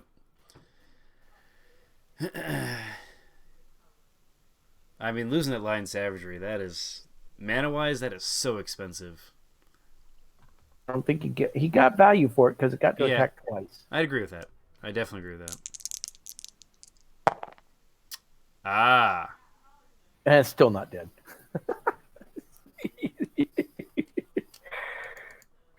That wall, there was a strong play from Keejchen.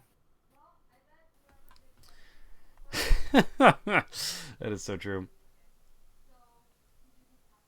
Him to try to recover his position, and things are still looking a little rough. But I agree that the attack on the mana crystal probably would have been better served trying to get that to die. Mm-hmm. So 8 mana for 4 points. The quick cast The, on the Dark Dream Mask is used. He's going to use the Annoy You in the Face spell. Needs 1 point.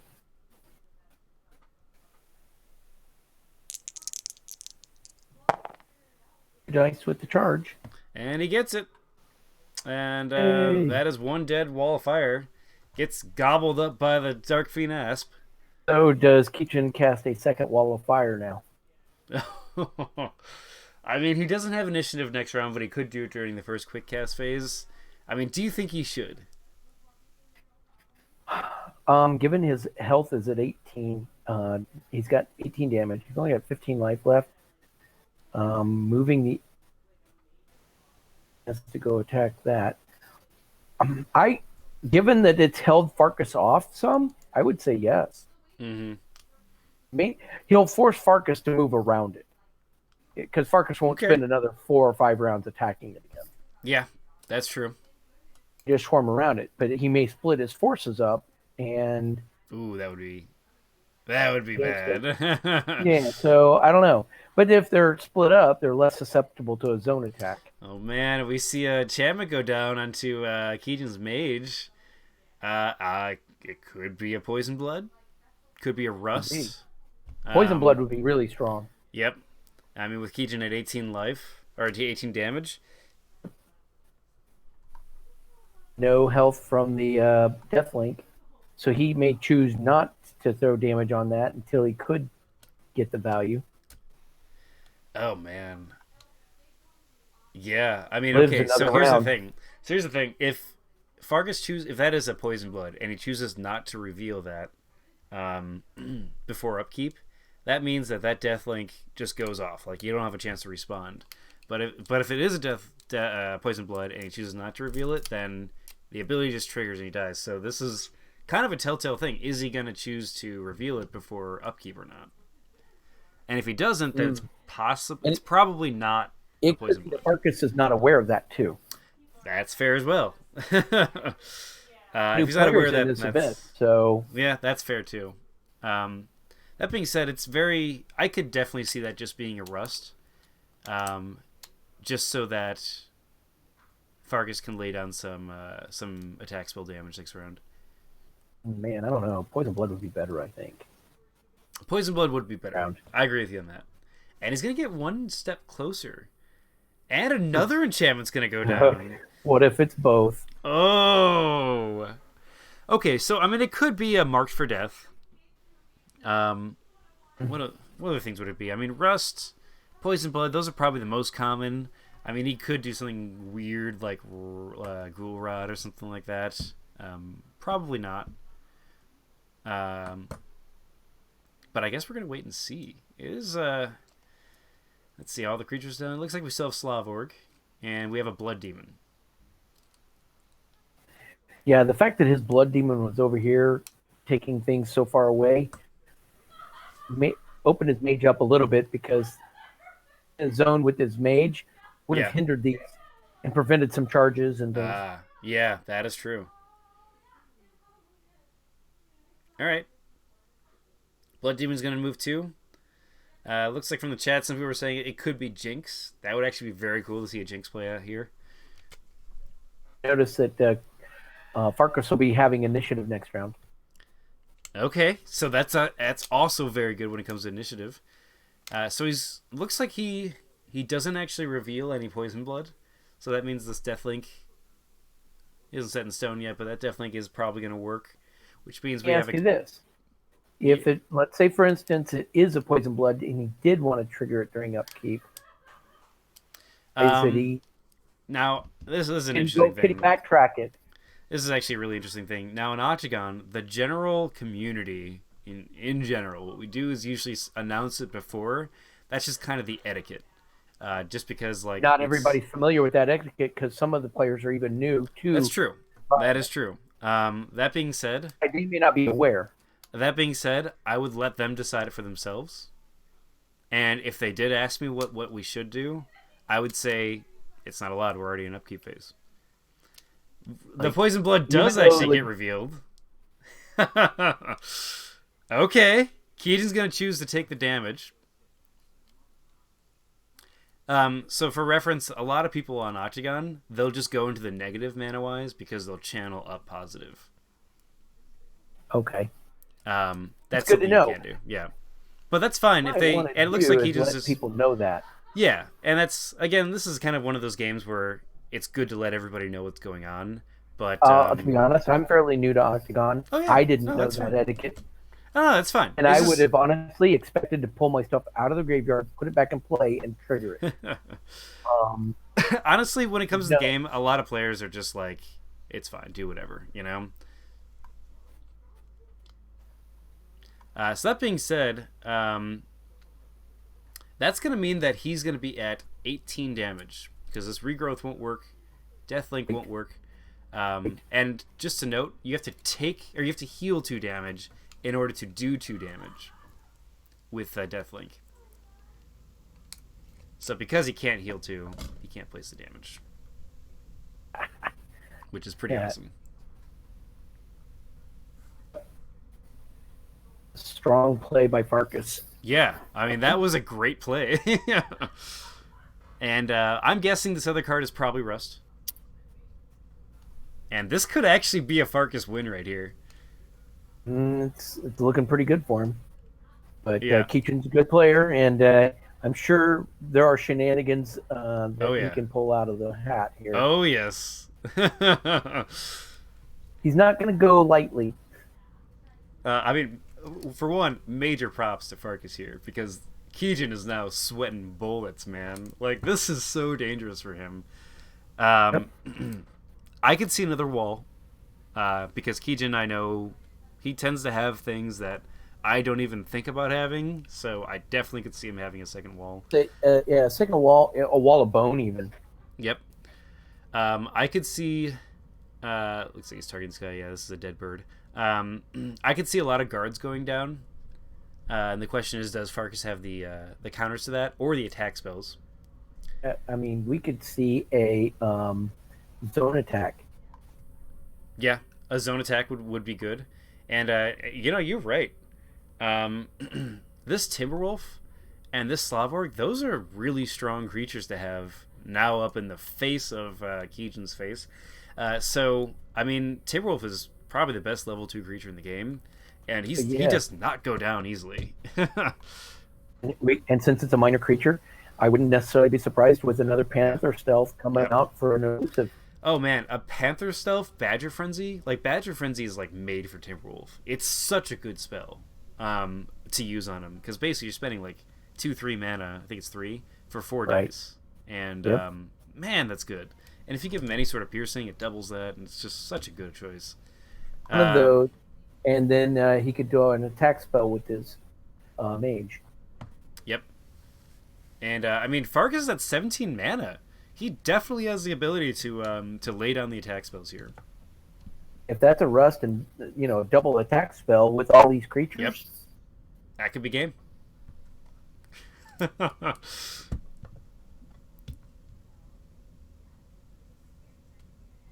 Man, this is a very good game. Such a crazy and Keejchen, he was pulling it out, but Farkas got some burst damage, like you mentioned. Yep. And kept the pressure back on, too, in order to keep his edge. And just so we know, that someone's asking, did he take the mana? Yes, he did.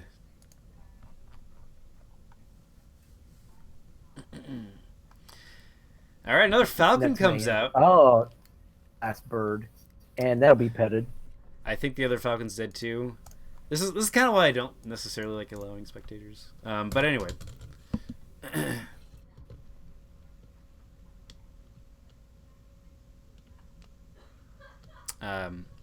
I don't like to talk unless... Right. Because this is a tournament game, it's not cool when someone walks up and just starts talking to you in a tournament. You know what I mean? Why. Yeah, and the commentators or the spectators probably shouldn't be... It's different if it's a casual game. Yes, exactly. They know a moderator and a judge is watching. Yeah. So they should let the judge handle it and ping the judge on a different chat. Yep. Anyway, the Combustion Demon does come out. This is a really cool move here. He's going to place a burn. It looks like he's going to place it on the Sanguine Hunter. That means that Fire Weaving it will probably be able to get used.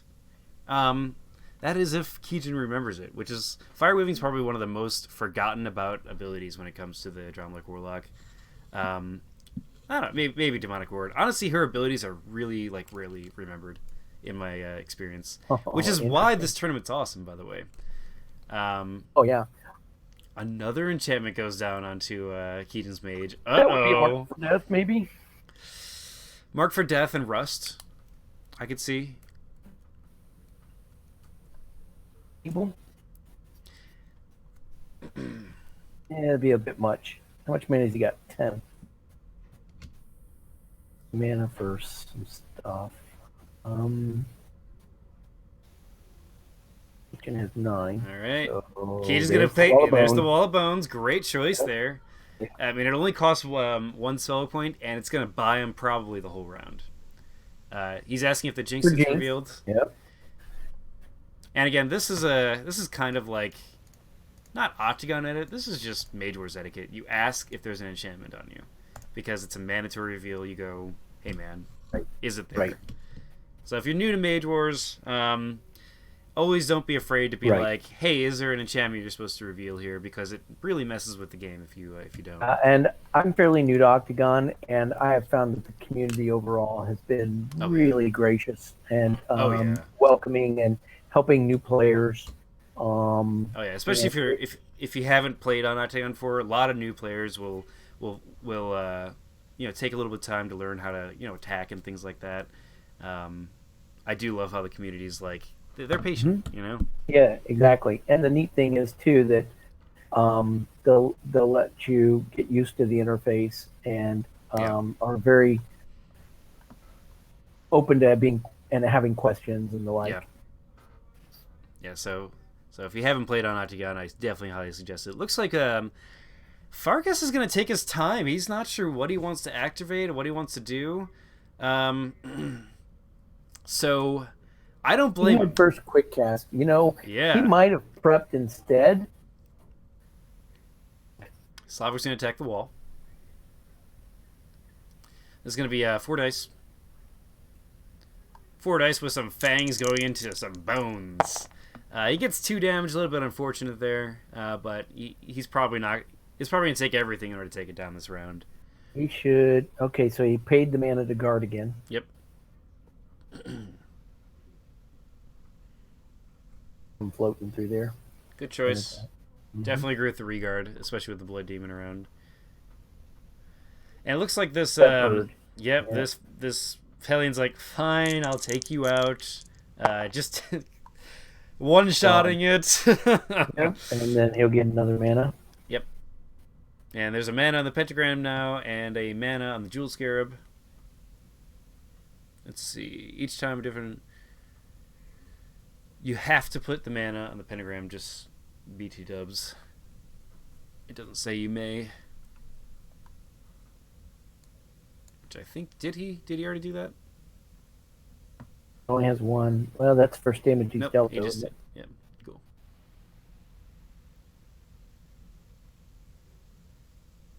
We don't see the the scout activating, so that means that he's expecting to take his time with some other actions here. Yeah. Looks like the what's this wolf gonna do? Now the wolf is probably just gonna attack the wall.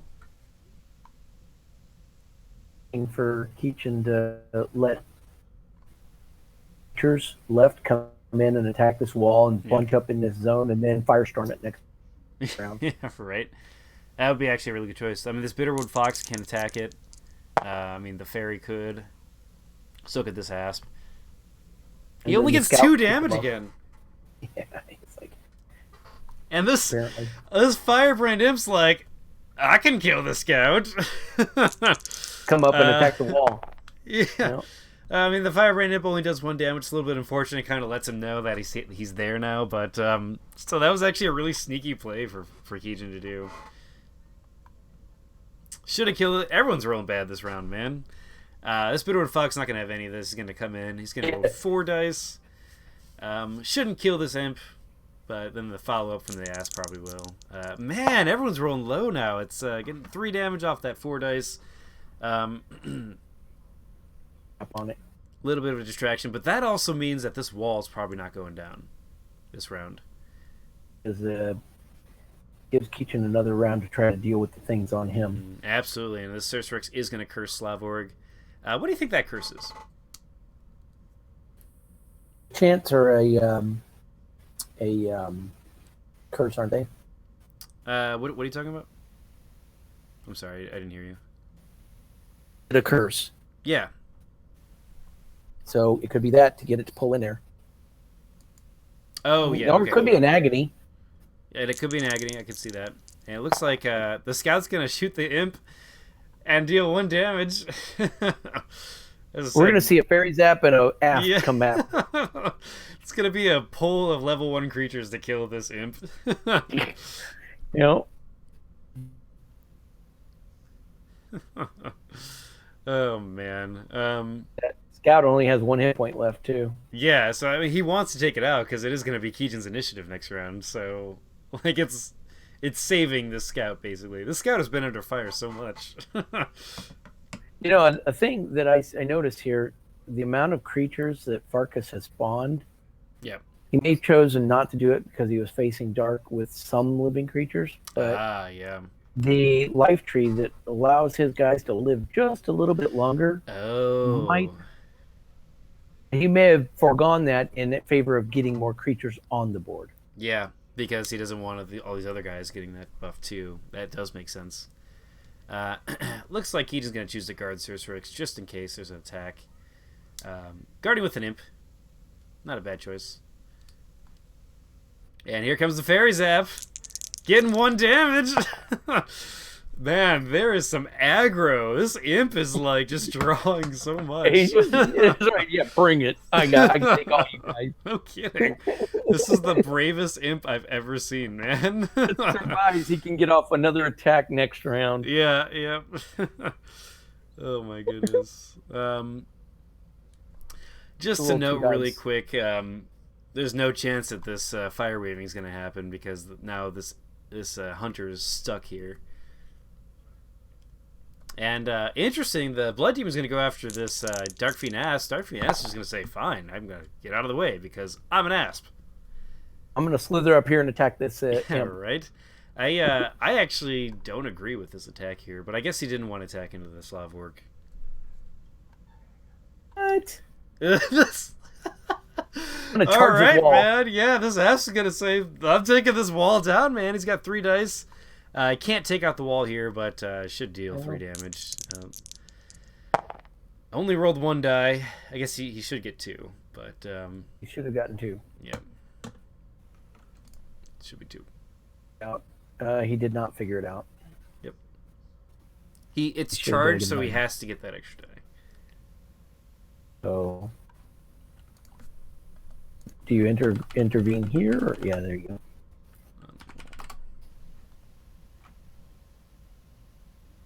As I said, it's not a May, so you just kind of have to be like, dude, you get it. It's definitely an animal. Yeah, definitely an animal. Yep.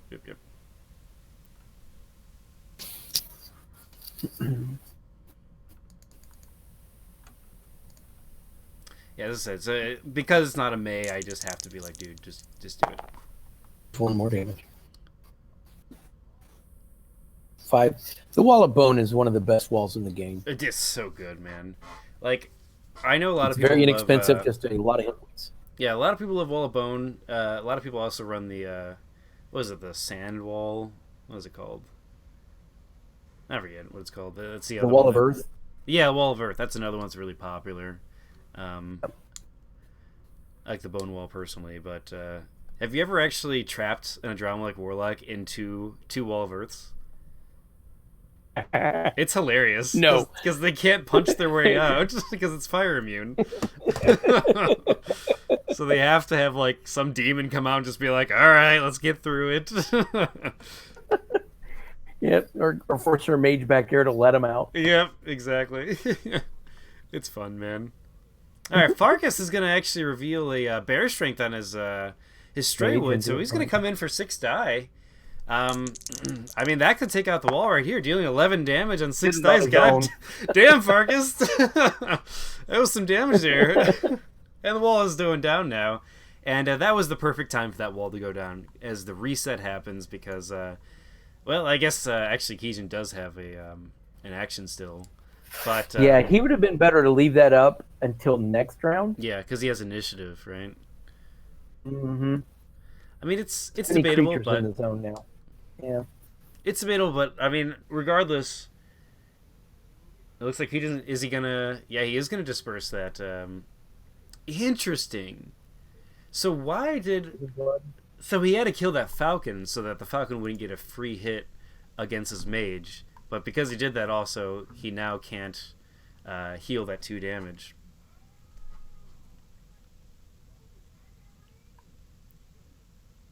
And it looks like a nullify. That does not work. That does not work. I'm gonna I let. was wondering if that was a Yep, nullify. I'm gonna let them talk about this because I don't want to. Yeah, because there's no He'll point in sort it actually out. intervening. It says right there in the target bar, Yep. revealed target enchantment. Yep.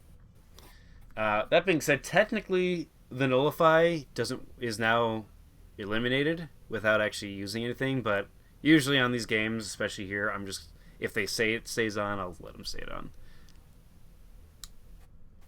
I don't know that he can legally. Well, I guess he is allowed to Unflip it. flip it, isn't it? Yeah. Yeah, you can flip it. It just doesn't do anything. I'm gonna That's let it. them decide on this because I like to let players decide what they want to do in their games. But if they ask me, they have to discard it. There it is, right there. There's the question. Yep. Yeah. And There you go. and Keejchen's Sportsmanship. exactly. Yep. Keejchen's letting it stay. This is totally fine. You know, players make all sorts of mistakes, and honestly, unless they ask me, I'm fine with them saying that. You know. Can't Sportsmanship rehide. on Keejchen's side. Yep. I like it when players allow that. It was an honest mistake, and you know, it's sort of Exactly. like it keeps the game more focused. You know. That's right. Like I said, sportsmanship from Keejchen. Yep. All right, that's the end of the round there. So we got a. Hold on. Yeah, yeah, my mistake. I was thinking I saw the Enchanter's Wardstone, but that didn't affect anything yet. Yes, no, not yet. So Firebrand Imp here. Drawing the aggro from just a ton of creatures, and it being Farkas' initiative now, he's probably going to be able to kill it without actually anything happening.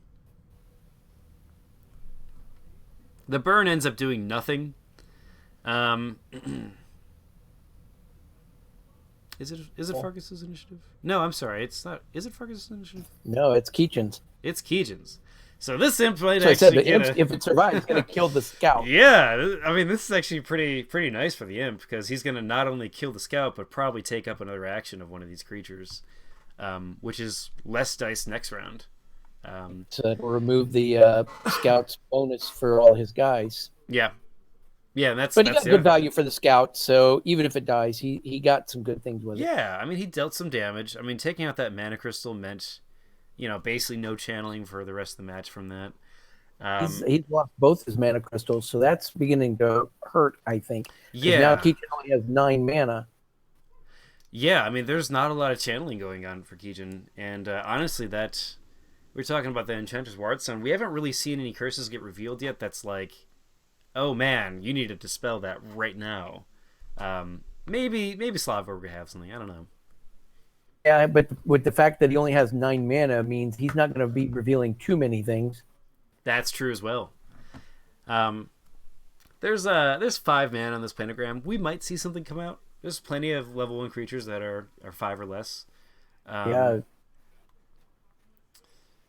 That being said, if nothing comes out, I wouldn't surprise me if Keejchen wants to save that mana for something bigger. Well, but on Farkas' side, he has 15 mana. He has 3 more on the spawn point. Oh yeah, and a pet Yes, we're going falcon. to see an attack spell. A pet falcon that's waiting to go after something, which he could attack the blood demon this round. So let's see. Let's say he's going to spend 8 or 9 mana on a level 2 attack spell, perhaps. Yep. That leaves him with still quite a bit of mana to drop his enchantments. So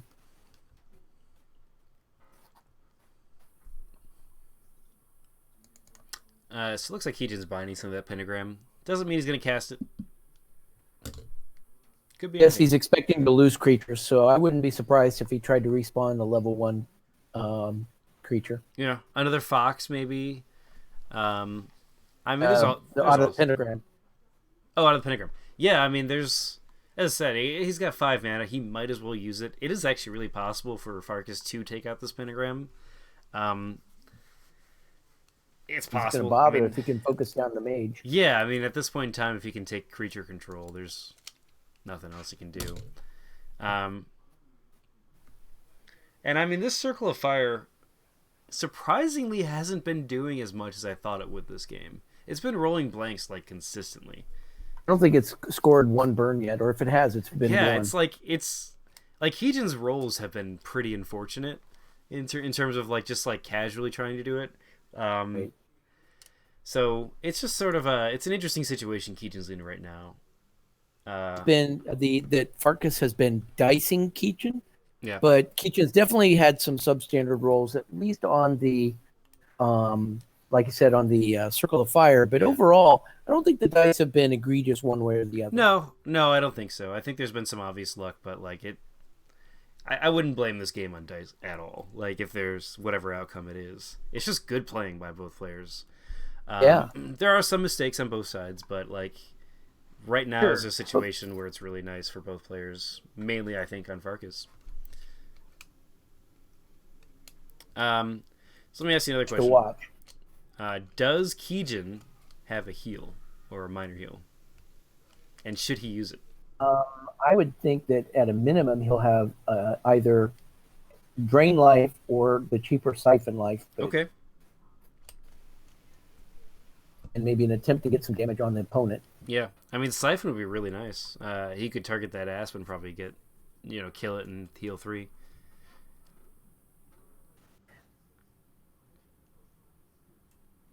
At some point he has to start damaging the opponent mage. That's true too. Yeah, I mean, so let's just talk about this really quick.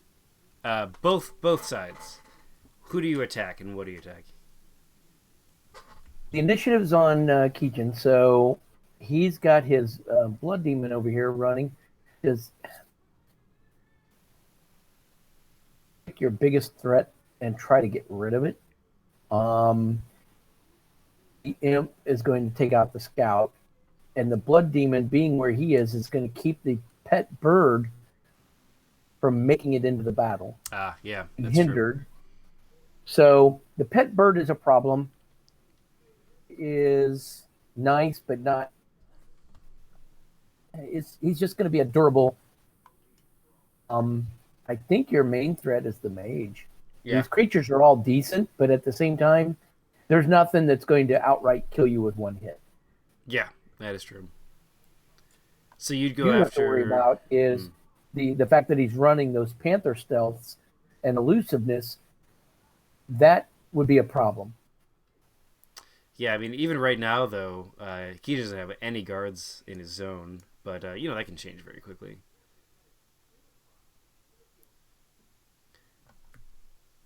A couple creatures down here in the lower right that are out of position.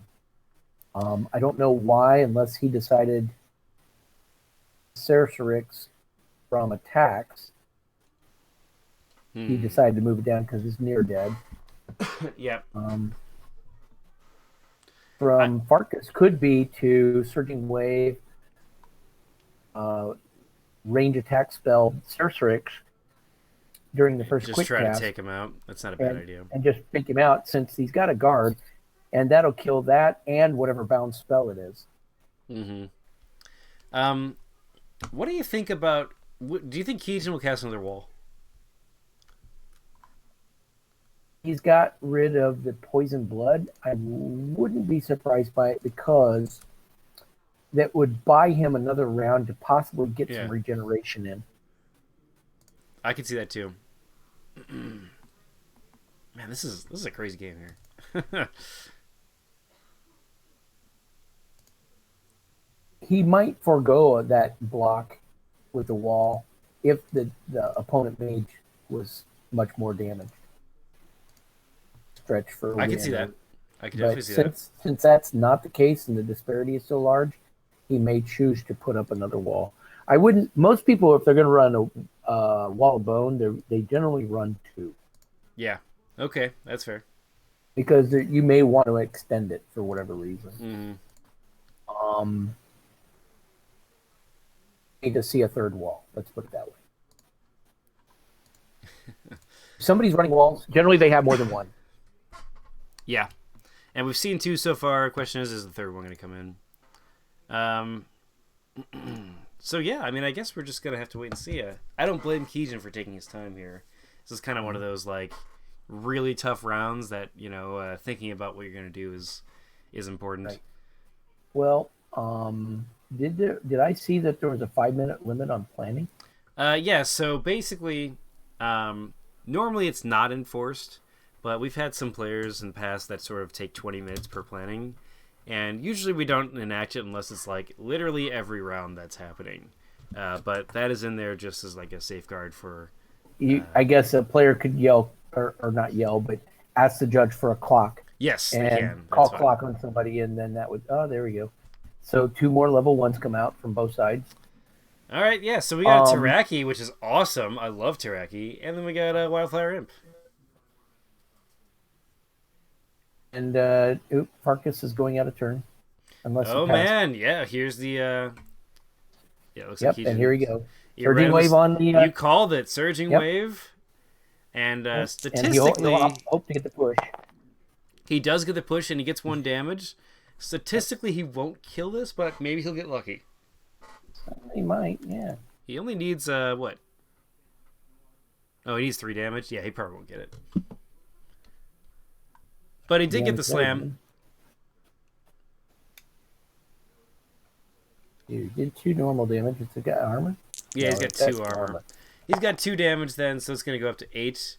So that means, like, if there is an attack spell on Circerix, it's going to be a daze. He's probably not going to want to cast it. A little unfortunate he didn't take it out, but... I thought it had 1 armor. It's the reason I thought maybe he would do the... Yeah, that's fair.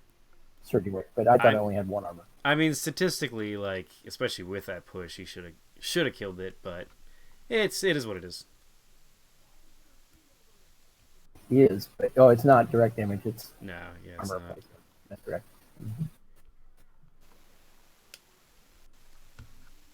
Be cool if it was, but nope. Because I would take out zombies all day, man. Yeah, no doubt. You know what I mean? That's first quick cast, though. Keejchen passed it, yeah. So I'm surprised at that. Yeah, I mean, I guess that means he probably doesn't have a heal or anything like that. All right, so let's see what happens here. Now, is this Firebrand Imp going to activate? Are we going to see a wall come up? We're going to see Circerix maybe do something. There's a lot of, like, all right, if Keejchen doesn't do this with this creature, it's possible they'll die. Yep, there goes. And he's going to go after Scout. I don't think this is a bad choice. He does get the kill. It's going to be 1 on the Pentagram, 1 off the Jeweled Scarab, and a dead Scout. One of those 2 guys to try to kill the Imp. Which keeps a creature out of the combat for another. Now, which creature would you choose to do that? Interesting. A lesser teleport to get out of the way. Which creature would I choose? That's an excellent question. I would try with the fairy. He's 1 damage to free up the wolf. Or the fox, I mean. Oh, no. Looks like he cast Nullify. He forgot about the Nullify. Yeah, he cast it on himself, and the Nullify gets revealed. Oh, I hope he was thinking about that. Oh, no. If he doesn't have a wall, that's a big problem for him. Nice. I guess he could activate and then move 1 and still be in the same kind of situation there. But that's really unfortunate for him if he had another plan that he wanted to do. That being said, it is now Farkas' turn, so he gets kind of a free hit. No guards? No guards. Let's see. Yep, he's going to move in. With 5 dice attack here. Lavorg. That's why he went in with the wolf. Yep, so it's the 5 dice attack here. Let's see if it's going to be a rust that gets revealed. Someone's deciding something here. In terms of enchantments. He's not going to reveal anything. Oh, jeez. It's going to roll 7 damage. Critical. 7. 1 of it going through, and a rust gets revealed as well. There's the rust. 8 damage. 8 damage against Keejchen. Expel here. Oh, my goodness. Looks like a circle of fire is going to go down, then 2 dice against that wolf. It's going to get actually good damage, dealing Get another 2. Burn.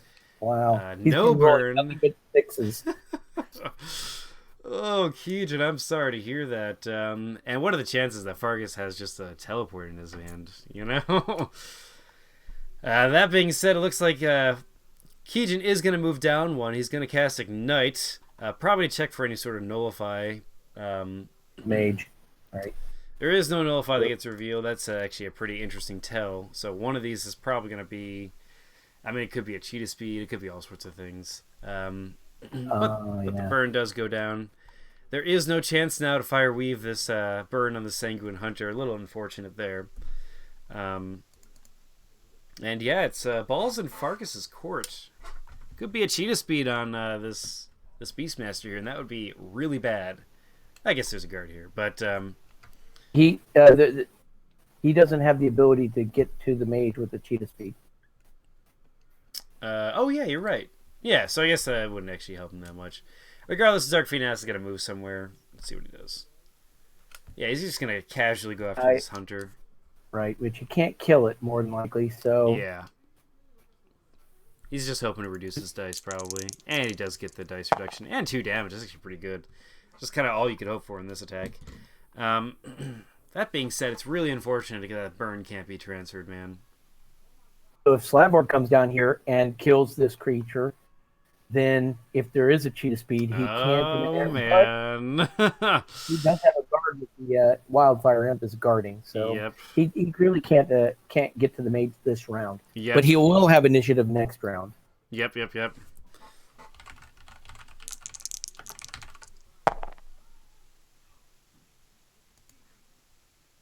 All right, it looks like the return trident on this Timberwolf. That's a nice hit there. I mean, you get a burn, and he got some decent damage out of it. It's kind of what you'd expect out of it.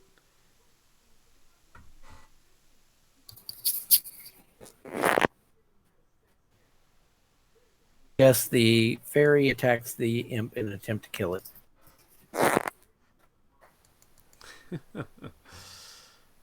That would probably be a good move here. Falcon's going to move down 1 and over just to get more in position. He's going to avoid this Blood Demon. I don't blame him here. Now, what would you do with this Except for an attack next round. Yeah, right. What would you do with the Blood Demon? Well, you got guarding Slavorg, so you might interpose the Blood Demon into the zone with the Asp and the so that you prevent and hinder the pet for next round. Yeah. This thing, I was just like, all right, you want to guard? I forgot that he had guarded with the Falcon. If he gets 1 damage, which he doesn't. No, he does. Nope. Yeah, because he's piercing. Ah, beautiful. Yep. That is actually really nice. Oh my goodness, that's a big deal. This Sanguine Hunter is probably going to die, which he gets completely obliterated. But now this Blood Demon gets the Bloodthirsty benefit now. Yep, and he might be able to kill it with any of these bonuses and buffs that are on there. Oh yeah, this could actually be really bad for Farkas' bird here, his pet. Yep, and he gets a mana on the pentagram, doesn't he? Yes, he does. I'm sorry, I keep pulling up that screen. I believe he has to. Yep. Fairy tap. And yeah, this is a good move here, and it doesn't kill it, unfortunately. So he keeps both of them up there for a couple rounds. Man, this imp does work. And this fox better kill it. If this fox does not kill it, I'm gonna be like, this imp is like the strongest little level 1 creature. Yeah, the fox could actually leave. Yeah, I mean, he can go 1 zone, but okay, here comes. We're gonna see a reveal here. Now Keejchen has 5 mana, 3 now. Demonic Link gets revealed. This is a great choice. This is gonna heal his mage here. This is a really important factor. How much is he healing for? Just 1, and he managed to get 3 dice through. How much did he roll? He rolled 5. Yeah, that's right. But he heals 1 on his mage. And then he deals some damage. This now puts the Falcon, if he chooses to move 1 closer to Keejchen, in a flame blast kind of death kind of thing here. And now he's hindered the pet, so it can't attack the mage next round. He's gonna need like some sort of teleport or movement spell in order to get him in that, which is oh! Did you guys see this? It sends 0 damage. The Bitterwood Fox did 0. This imp is so amazing right now. Oh my goodness, this imp. He's probably going to die next round before he does anything. But he's going to take another round, another action in order to kill. He's going to have to use the fox on it to guarantee. Oh my god. Yeah, if the fairy attacks and doesn't kill him, that'd be so amazing. Yeah. Beastmaster's gonna walk in here, go after this Hellion. Whoa! Deals 6 damage with His a mages 6 done die nothing but attack. crit wounds. Damn! No kidding, that was really good. Um, so, I mean, that's a bad thing about the Hellion. He's not really meant to be in melee. So this might actually be a dead Hellion next round. That being said, he has done a lot so far. But that sort of means, does he kill the Hellion first or this Firebrand Imp? There is burning going on in the zone, so this Wildfire Imp is going to take advantage of that, moving up from the zone. Gets a melee 2 for that. So 3 dice piercing 1 is about to happen against his wolf. That's really nice because he only has 2 armor, so basically 1. And man, lots of blanks going down. That's unfortunate. Why did he roll 5 dice? There's a burn on it. Should be just 3. 3. And now I'm not going to call it out purely because of the bad roll. But if they choose to call it out, I understand. Am I right? Should have just been 3? Hang on. I think it's adding... 5 sounds correct. I think it's adding but both of the burns together and calling it 5. here a minute. Burn. Hold on. Agate gets revealed in Slavwork. The demonic reward.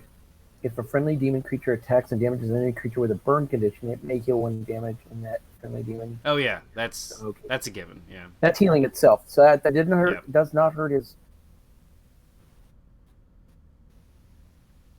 Swing +1. Yeah, so you're right. I think it should have only been 3 dice. Yep. I think it's adding both the burns together. I'm going to let Shark know so he can fix that. Looks like Sorcerix is going to move in, attempt to, singe something, but its daze is too much. Sorcerix is not really. He's kind of chubby. When he gets where am I? dazed, he just kind of spins around in circles and falls down. That's kind of how it works. That being said, I think that's everything. I think that's all the creatures. Yep, looks like everything's there. Final quick cast.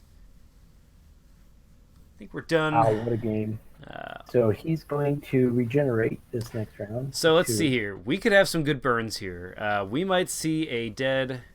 No, I guess nothing can die here, but we could see Timberwolf take some damage. We might see Farkas take some damage. Regen 2 is going to keep helping Keejchen. That's like the most valuable regrowth I've seen probably ever.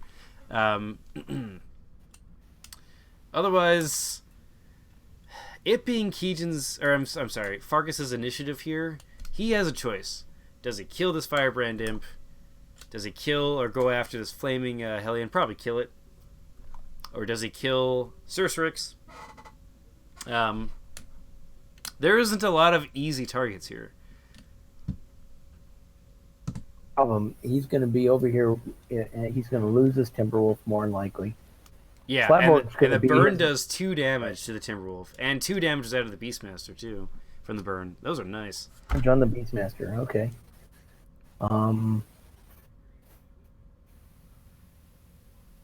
Keejchen goes down to 21.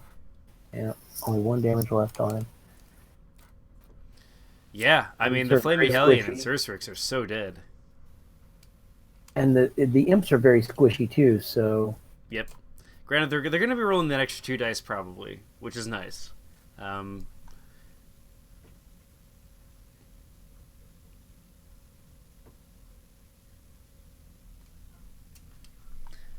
think we might see this imp attack again. I don't know. Maybe we won't.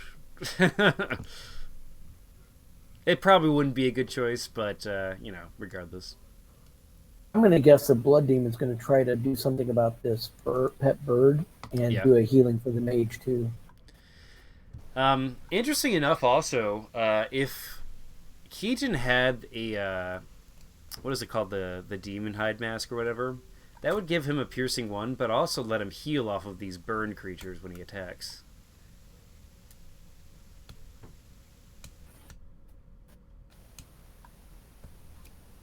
Also, any of these other demons can attack and actually heal too.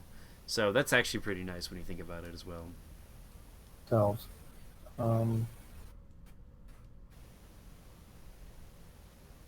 As if you're Farkas, how do you deal with this? To try to keep the pressure on the mage. Yeah, I mean, I would love to see attack spells here. I'd love to see in the zone maybe him cast some like level 1 creatures out of his quick cast. Let me see here.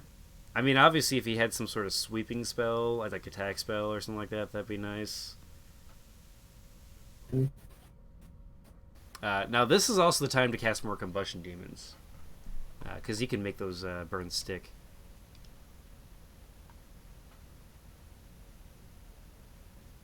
From the chat, when a friendly demon attacks, does that mean range 2 or only melee? Yeah, it's just any attacking.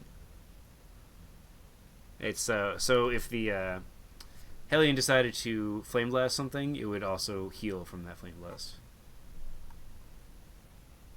Which is nice.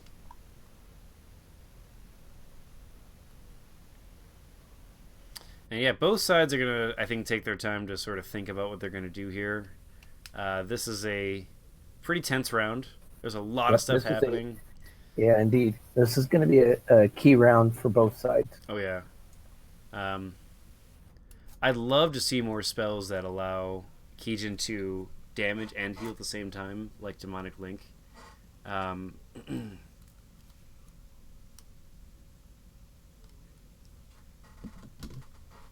But on something like Slavborg that's got a lot of hit points. Yeah.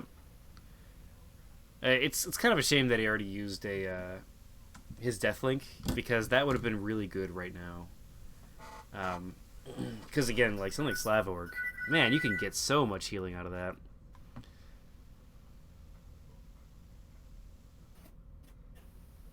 So I can get this call.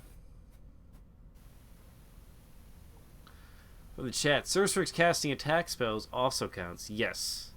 So technically, by Surstrix casting an attack spell, it's considered him attacking. So yeah, he would actually get the extra thing. Funny enough, if you have the Demon Hide mask on and your mage use... Oh no, I think it's only when you use a non-attack spell you turn into a demon. I'm pretty sure that's it. I gotta look up the card, but... But yeah.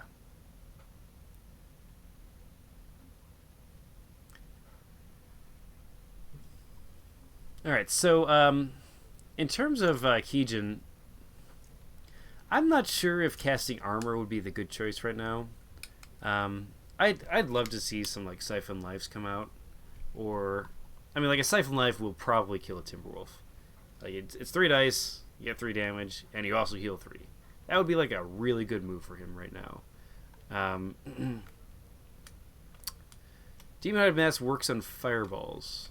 Is it whenever he just attacks, or is it whenever he uses a non-spell attack? I don't actually remember. I don't have the card in front of me. If it does, it's great. Anyway, looks like the Firebrand Imp is going to come out for Keejchen.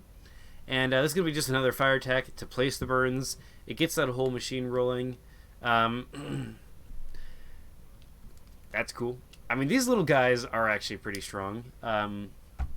Interestingly enough, I'd actually like to see Keejchen also have Twin Fireball. Just because you get the double burn chance, that benefits everybody. You also get the 2 mana on the pentagram if you do damage. Surging Wave is going down. He's going to attack the Adramelech Warlock with it. Does get 3 damage out of it. There is no armor. That's why it's so good. And he's going to get the push and the slam. Damn! That was really good. The slam's going to go down, but really there's going to be another 3 dice. He spent 5 mana, got 6 dice out of it. That's pretty damn good. So let's see what this 3 dice does. He's going to get 2 damage out of it. That's nice. With no armor again, it stacks so well. And yeah, I'd love to see Keejchen get like a piece of leather on, or anything just to sort of allow him to sort of live. Dispel on the Rust. Dispel on the Rust, that would be a good choice. I had to take a call, so I missed part of the conversation. Oh yeah, you're good.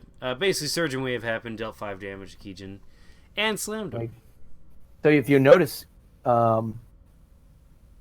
Farkas had 2 Surging Waves in his book and ignored casting them at the wall earlier, which was probably Hydro Plus. Yeah. Dispel on the Rust. Yep. So he's gonna dispel that Rust, puts him up to 2 armor. That was a smart choice. He paid 6. It's actually 5. Let's see if he points it out. right? It is 5, right? Yep.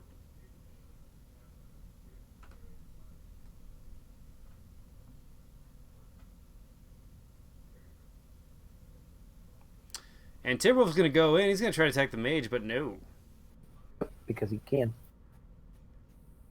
No, he has to attack the guard. Yep. And let's see if he takes that back. No, he's gonna walk back. Technically, you're not supposed to walk back, but or to attack something in this zone like the man, flaming guy. There's so many good choices. I think I would get rid of Cercerix first. Yeah, he's got 2 mana on him and a card. Bound spell. Right. That's a ton of stuff you can get rid of right there. From the chat, good morning from Poland. Good morning. It's nighttime for me. Hope you had a good night. This is a pretty epic game if you're just joining us. Anyway, looks like he's not going to use that Timberwolf. What is he going to do? Should use the Timberwolf. This is about dead. And he's going to Slavorg it. The piercing means he'll probably get the kill. He only has 2 dice, but he only needs one hit point of damage. Yeah, it's most likely going to happen. So he's going to lose his wolf without getting an attack off. Most likely, yeah. He gets 1 damage he needs, killing off Cercerix. Almost didn't. Almost didn't.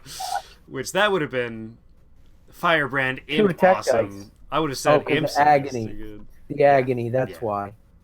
Yeah, he's got that. And still. Looks like he's going to choose to actually guard with Slavorg after that. That was a good choice as well. It means there you go, yep. He can't just one-shot this Timberwolf now. Yeah, that was a good play. Yeah, I dug it. Imp's going to choose a guard. Okay, so he's like, okay, you're now going to have to use a range attack if you want to get my Hellion. So does he have the Asp come in and get rid of this guard? Only to force him to guard. Yeah. Yeah. So he'll come in here and then force that, and then he'll force the combustion guy to re-guard. Here comes the Asp. Yep. And he does get the weak, doesn't do any damage. I mean, the weak matters, it's 1 die. Granted, there's no burn chance of the Combustion Demon, so it's just kind of... It's there now. He gets Counter-Strike. Let's see if this defense works here. It does work. Those Asps, man, I'm telling you, they have so much utility. Rating. So that was kind of just a, I'm going to get rid of your guard move. He's guarding now, and nothing's going to immediately die. The fairy needs to attack the imp, or the fox needs to attack the imp. Yep. I mean, sure, the imp dies. The fox should do it, but Combustion Demon's going to guard. I think it's a good choice. I mean, the Timberwolf going in. Well, I mean, the Timberwolf going in wouldn't be bad, but I mean, you don't want 5 dice against your mage in this situation, you know. The reality is that Taraki's moving. Oh no! That means this imp could do something. Okay, imp, do your thing, man. One shot the fairy. You can't. The fairy flies. No, not this one, man. No, he's gonna go after the fox instead. Rolling 2 dice, he gets 2 damage with it, no burn. Well, the fairy flies. No, it doesn't. No, this is Academy, man. This is Academy Fairy. The other one does, though. Doesn't fly. For some reason, I thought it flew. Yeah, it's because of the wings. It's got wings. It should be flying. It's a tiny fairy. Walks around. Yeah. So the fox takes 2 damage from this imp. I'm sorry. This imp has so much value in it right now. That puts the move back onto Farkas here. He's probably going to use it to take out this imp right now. Here it comes. Question is, do you use the fairy? And he is going to. Well, it's already gone, so there's no reason not to use the fairy. Yep. All right, and there you go. There's the damage you need. That is Fox could move 2 zones. That's a David Imp. You should be a veteran if it was possible. It's a Fox up for 2 zone move. Yep. Probably not going to hit anything, but that's fine. Next round it will. That until after the flaming guy goes, because I guess it attacks melee 4. So yeah, I mean, honestly, What would you do in Keejchen's turn here? Wow. He just passed. He's trying to get Farkas down to things out if he's going to take his last imp and have to guard or not, or move it down and guard his mage. That's a good choice. 1, 2, 3, 4. 1, 2, 3. Yep, he can. Okay, he's just gonna go after this bird. This is a smart choice. I mean, he gets 5 dice. I mean, And he heals 1. He might kill it. He got 3 damage through. Okay. Doesn't quite kill it, but I mean, yeah, he heals 1 in his mage, and that was just solid, you know.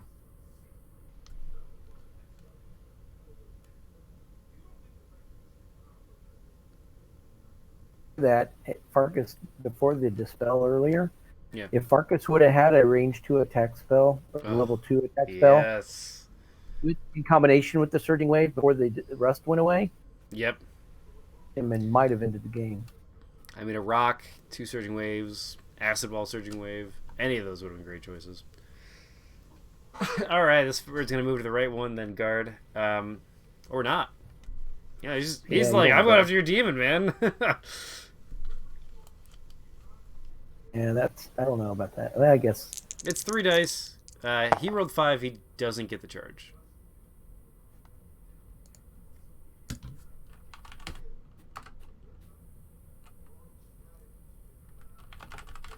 good because next round Farkas could just move the demon in and off it. At least he keeps the blood demon in this zone way away from everything. Yep.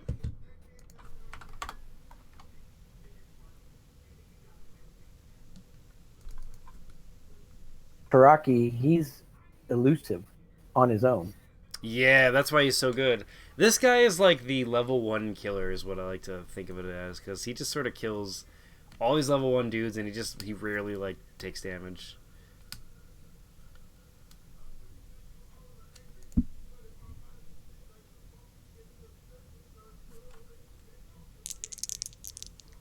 All right. So just for reference here, it's going to be 3, 4. Rajans doesn't count. Yeah, Rajans does not count because he can't get out. So let's see. He rerolled and he got 4. Is it the same damage? It's the same damage. All right. I'm glad we did that, guys.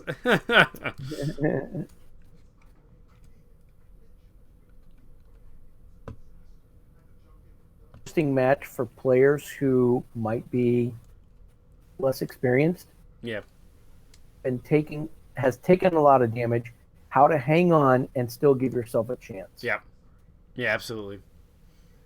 Yeah, this is kind of how swinging can happen in this, you know? And Keejchen's doing his best to corner and regain some amount of control to keep from dying. Doing his best here.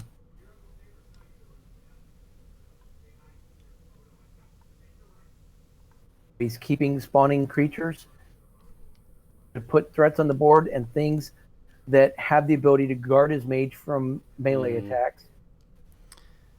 Okay, he thought about using his mage. He is slammed, so that daze is going to add up to something. Man, this is not easy. You can tell he's really thinking about what he needs to do in this game. Anna, so he's either going to cast his enchantment, which he may not have, or he's going to take a chance at making an attack. Both. I mean, what he has prepped. Man, he's really trying to decide what he wants to do in this. Guards. All right, yeah, he's gonna move up and guard, or not guard. What's he gonna do? Attack. He can't attack the guard. Oh, he cannot decide. He cannot decide. I mean, if he did attack the guard, he doesn't want to go up there and guard. Yeah, I mean, if he did attack the guard, it's 2 dice coming back at you, and then you get the circle of fire as well. I don't think that'd be terrible. No, if he was thinking about... he's going to cast the mask. Yep. And so, yeah, I mean, so now he gets the demon subtype whenever he attacks. And all of his attacks get piercing 1. So if he's attacking something that's on fire with, let's just say, another flame blast, he'll heal 1. to get rid of some of that damage on him. Yep. And I can see why he did that. He was slammed. There was a chance he wasn't going to be able to hit anything. He might as well just prep himself for later to not only heal when he attacks, but also pierce. Which, I mean, in this game, piercing does seem important.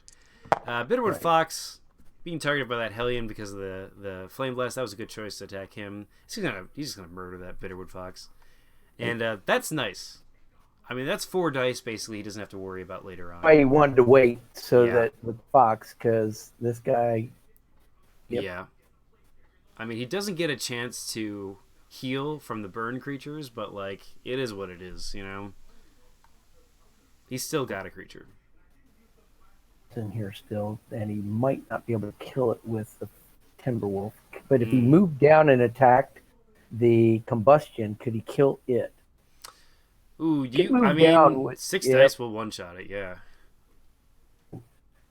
I think that's what he should do. Take the Timberwolf down and one-shot it.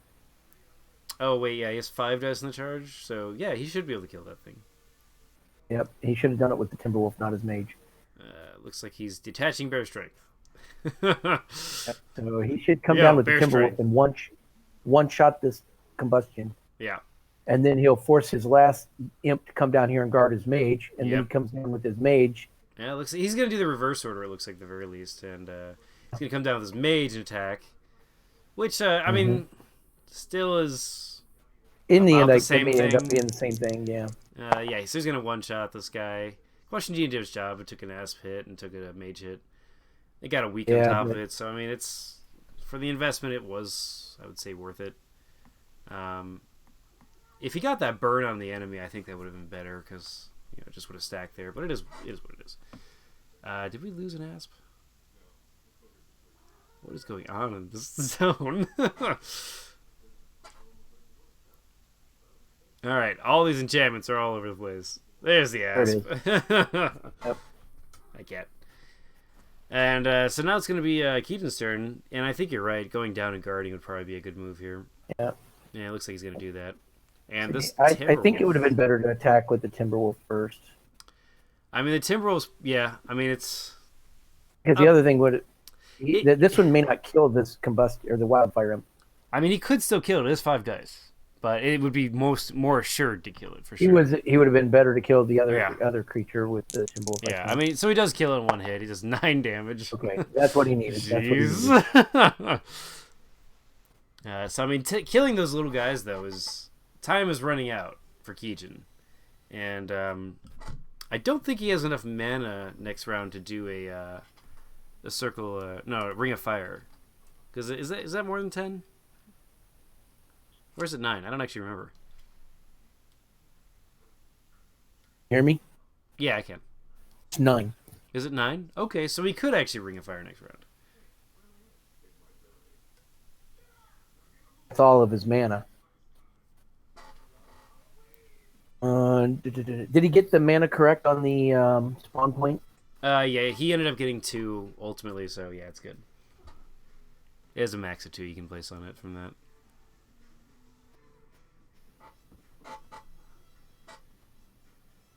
Game. All right. Man, we have quite a state of the game here. So let's talk about the board really quick. It looks like the Timberwolf and the Beastmaster are going to take 1 damage from the burns each. That's all the burns that we have to worry about. We have an undefended Keejchen Mage that does have mana enough to do a Ring of Fire, which would statistically kill the Timberwolf and kill the Asp and damage the Beastmaster a lot. That would leave him open, though, to getting a 6-die attack to his face. Keejchen is going to regen 2, going down to 23, so he has 10 life remaining and 2 armor. But in terms of creatures, let's talk about that really quick. Falcon's not going to be a threat here. Taraki's probably not going to be a threat unless there's some sort of shenanigans with the movement, which if there is, I'm guessing he'd use it on the Falcon so that the Falcon can come in and do his extra damage, which he would actually with a force push or a lesser teleport. It'd be, 3, 4, 5, 6... Is Mage in there too? Yeah, because he gets the pet bonus twice. Yeah, so it'd be 6 dice. That would be really nice. Why would he get the pet bonus twice? Because when you're when you're in the same zone as your Beastmaster, yeah. So I mean, 6 dice. So if you did a quick cast, let's just say Lesser Teleport. No, it's range 2. It would have to be like a Force Push. You'd spend 3 mana and then you'd get 6 die out of it. That'd be nice too. But and then that'd also mean the Blood Demon wouldn't be able to actually hit the Falcon. Oh man, this is such a rough idea here. So I guess, What's he gonna do? I mean, Keejchen doing Ring of Fire would be nice if he has it. But that potentially loses him the game. Ooh, it would put him pretty close to death with whatever's gonna hit him.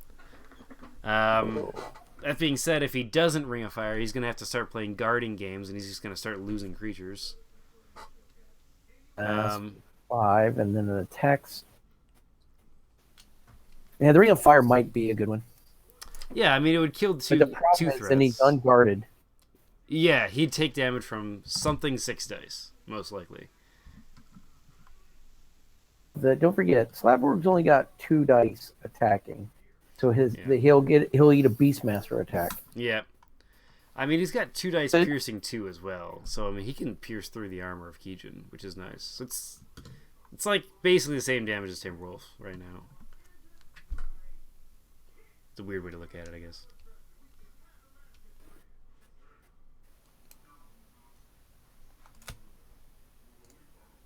Hold on, would he be able to get that?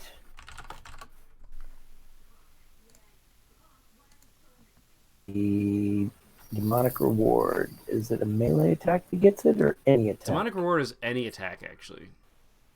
Heal 1 with the... Yep. Is it more than once a round? It's once a round. So he'll only be able to heal 1, but, you know. Right. You'll get 1 from that, 1 from maybe the Blood Demon potentially attacking. So that drop him to 21. So Farkas would have to do 12 damage this round in order to win. Very possible. I mean, Farkas has 16 mana and 6 on the layer. So, I mean, he has the attack spell opportunity here. Comes out of the lair is going to be free. Yep. It's just some level 1 creature. He's probably not. Totally he's going to probably. Yeah, he's probably going to spawn another fast creature of some kind. That'd be great. See something large that he can bring over quickly. And here we go. Oh, Sasruko! All right, man. I dig that. It's elusive. Yeah, I mean, Sasruko is great. Let me explain why. Elusive is, of course, amazing. Very hard to kill unless you use a Flame Blast, which is ironically on the wand of Keejchen. He's going to start out with his Flame Blast. He's going to... No, I'm sorry, a Fire Stream. He's going to pay 4 mana instead of 5. Statistically, will kill him, and he does piercing 1, but it does not get the actual kill there. That is unfortunate. Just 1 damage. It does get a burn. It does get a burn, and he is going to heal 1. That stinks. That he should have killed it, but he didn't. But that means we probably won't see. Didn't he? He got 1 critical damage. But he has only piercing 1. Yeah. So that's unfortunate. So that's going to be a ton of damage he's going to take. Now the Timberwolf's going to attack him. Yeah, that is super not good.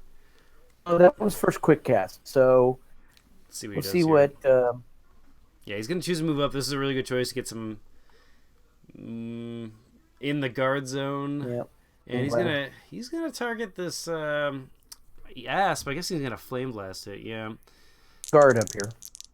And he does actually kill this Darkmoon Asp. I don't think that's a terrible choice. 1 movement spell ends the game here, I think. Yeah. Force Push or Teleport. And I think he can win. Yep.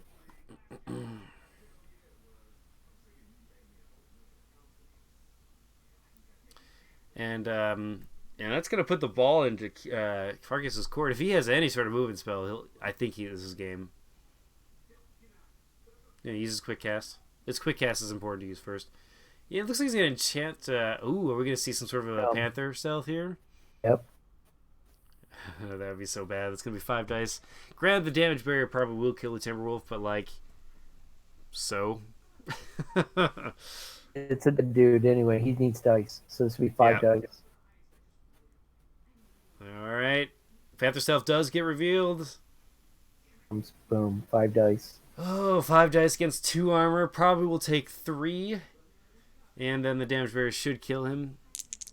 And no, he's going to take 1. Okay. Damage barrier. I mean, statistically, it will do 0, but he'll probably get a crit out of it. Burns 2. Yeah, and he gets 3 and 2 burns, so that was just a good hit. Yeah, it's unfortunate. Yeah. He probably needed to do something about that armor before this round. Yep. I would have loved to see an acid ball or another rust or something like that. That being said, this Flaming Hellion is going to take the advantage here. Attack a burning creature with his range attack. Good choice there. And it looks like he's going to deal a whole 3 damage. And what is that, a burn? Yeah, it's 1 burn. Rhino Hide does get revealed. Okay, so forced out of Rhino Hide. He does do 1 damage. It's going to allow him to heal 1. And he still gets that burn. Those burns are stacking. Put on him. 3? He's got 3. Yep. Well, combustion. Here we come. Yeah, right? Rams are going to be able to do some extra damage. And he gets another mana on the... Hang on a second. 1 second here.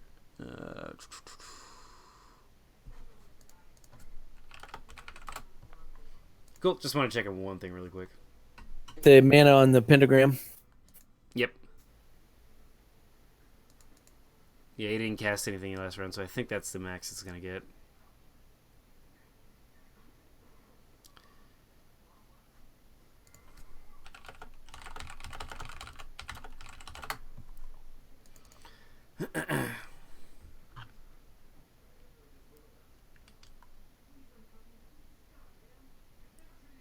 All right, Beastmaster is going to go in. Does he have some sort of elusive on him?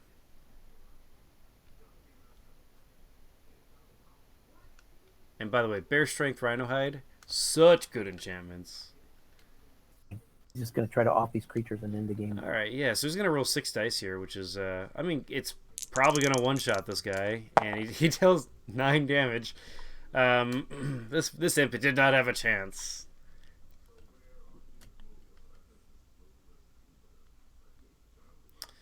And I'm guessing we're going to see another Guarding Firebrand imp here. Yep. And I think one of the things that Keejchen wants to do, he wants that Falcon to move closer to the mage so that his Blood Demon can get closer. Granted, you know, Farkas doesn't have to, and he shouldn't, I don't think. But if it does, then that gives you an opportunity. Falcon's going to activate and choose to attack the Blood Demon. It's going to be 3 dice going in. Mm-hmm. I'm sorry, 4. It's a pet. And with the 1 armor, it's going to deal 4 damage. That's nice damage against this guy. 8 damage on it. Yeah. But now it's going to be able to get some of that back with the vampirism. Yeah, I mean, he can only get 1. But this Falcon actually did a lot of work against this guy. But, and that heals his mage 1. Yep. That's an important heal right here. Like, literally every point for Keejchen counts.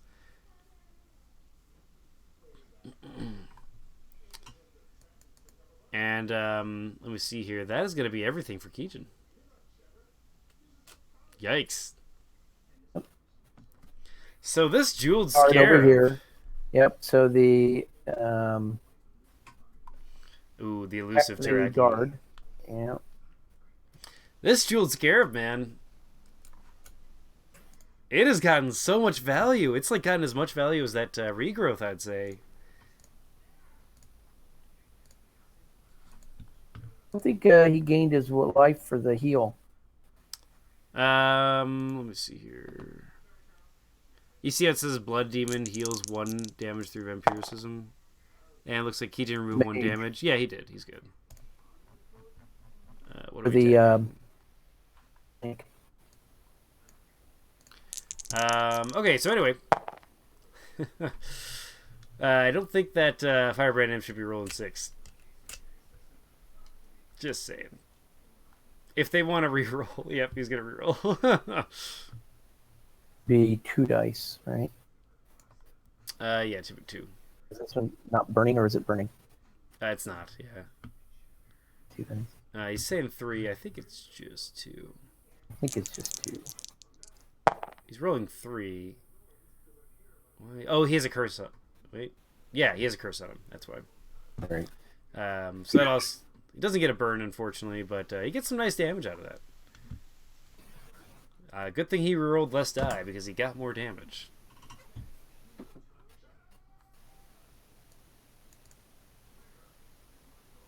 Adding up.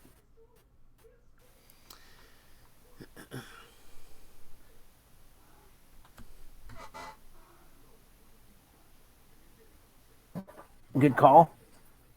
Right. And then he's placed 2 mana to guard. That is why Slavery's good, is this exact situation right here. So, let's talk really quick about Sisruko. It has a cool little ability called Taunt. And what that means is that if you place your Taunt token on someone, that creature has to melee attack you. So what's really cool about Sisruko is you can place Taunt on enemy mages. Mm-hmm. And that means you control their action. They have to melee something. That is so powerful because he has that 5 infinite 5 dodge. That means, oh my goodness, you're going to be dealing so much damage.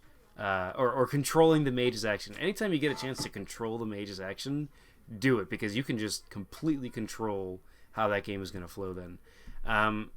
That's why Sisruko, I think, is very powerful. Granted, he dies pretty quick to like Flame Blast and stuff, but that's less common nowadays. Let's also talk about this burning. They've already gone through upkeep. Yeah. So he took 5 damage from burns. No, 4 damage. It was 4 damage total from 3 burns. Those burns, man, are not going away. That puts him up to 8 damage. Holy cow. Keejchen sitting at 20 damage now. Yeah. And Keejchen regenerating 2. Granted, he lost another creature last round, and now more elusive creatures are coming in. So this is going to be, I mean, the Hellion, of course, healed 1, so that 2 armor is going to be a problem. Oh, yeah. I mean, so this is actually going to be a really interesting fight here. Flame Blast can get rid of that threat, though, because right now, Taraki, he's going to die really fast to a Flame Blast. Yeah, and that wand is actually really useful here. Flame Blast, also Circle of Fire is unavoidable, so that could just be a thing you use to sort of get more damage on him. Right. In case you don't, not worried about the two dice because of the 2 armor. Either way, they're both good plays. I like the Flame Blast a lot, actually. He could also attack that.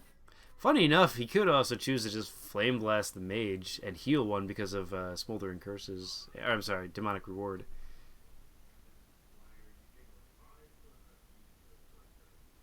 Now, let me ask you a big question here. If your attack ends up putting a burn condition on the creature, do you get healing from that? Puts a burn on it. From what are you saying, though? Like, let's just say he chose to Flame Blast Slavborg and it put a burn on it. Would he get the 1 healing? Anything else? What's up? No damage? Like, he gets damage and it burns, let's just say. Be able to get the let me take a look. It says I actually don't know that. It says damage is yes, because I think it does. Yes. I think it does too. Yeah, I've never really thought about that actually, because if he Flame Blasts and gets it on the Slavborg, that's actually really useful. All right, so let's see here. There is no guard in the zone.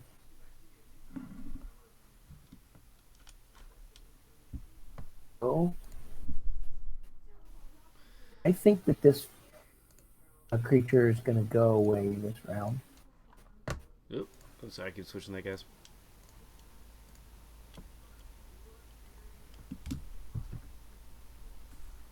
Yeah, chat's saying no healing because it's all in the same step. I could see that too. Let's hope we don't have to deal with that situation. Depends when the burn hits. All right, and it looks like the Dark Fusion Asp is going to come out for Farkas. He just has an endless supply of creatures, man. His graveyard has 26 cards in it. Dang. 15 mana as well. Yeah, right. Absolutely. And it looks like an Infernian Scourger is going to come out for Keejchen. Interesting card. A lot of people don't like this card. A lot of people do like it. There are some cool cards that came out with the Warlock Academy that made it really strong. Mainly that vampirism on a minor creature is so good with the Counter-Strike trait. That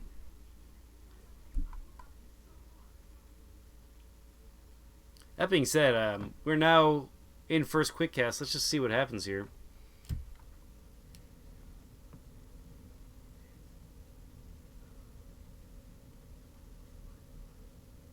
Beastmaster, yep, there it goes. And the dissolve happens on the dragon scale. That takes rid of the armor. Good choice there for Keejchen, considering there's a lot of elusive stuff that's going to be coming in this round. Mm-hmm. And it's Keejchen's initiative, so he has no guards. So initiative. I'm sorry, Farkas' initiative. So with no guards, that's a big deal. Let's see if Keejchen planned for anything here, because this is a really important thing, and he did not. All right, man. Let's see what happens here. What is that? 5, 4, 6 dice. Yeah, I mean, Keejchen using his major attack is probably a really good choice here.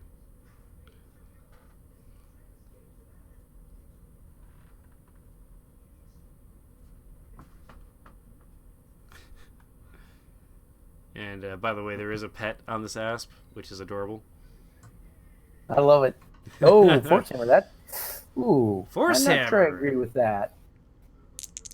Okay. I mean, he's going to roll 6 dice. He gets 7 out of it. That's pretty good. I'm putting it up to 27 out of 33. I don't know why he chose to use his main action for that. I think just punching you in the face. He could have punched him for 6 dice. I guess he didn't want to get attacked by the Circle of Fire, but I don't know. I guess that would be it. I mean, so... Makes sense. So, I mean, Force Hammer, a lot of people choose between Force Hammer or Boulder. It looks like he just chooses to have Force Hammer. I'm actually kind of surprised we didn't see this play earlier, like, starting to go after the Pentagram. But, I mean, that would have been a different game altogether. Adramelech Warlock is going to move down 1. Looks like a Ring of Fire is going to get revealed, so he gets a buff to his melee attacks and his range attacks. And then he is going to use... Yeah, he's trying to get out of range of everything. And it's going to succeed here. Of course, Slaver could come in for the attack. Flame Blast. It's going to deal 5, piercing 1. And he's going to get... I mean, he rolls 6 dice. He gets 6 damage. There's 2 armor, so 5 goes through. And he gets the burn. He's going to choose to take away a damage. I don't know if that is legit or not. He kills it, doesn't he? No, it doesn't kill it. Yeah, it's 13 life. Okay, that 8 was after that, so he's going to eat 2 dice here. Yep. 3 dice with the charge. Yep.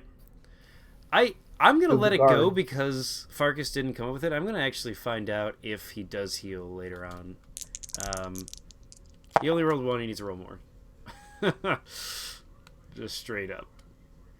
He needs to remove the guard from the Slab Lord before he does the attack. Alright, so he's going to roll... he gets 2 damage out. That's pretty nice. Offset the healing. Also, I'm glad he did this with the Fire Weaving. He actually moved it over. So this guy could actually legit die during upkeep. Circle of Fire rolled 3. Can he move the fire? Or can he move it? Where can he move it to? Why are they re-rolling Circle of Fire?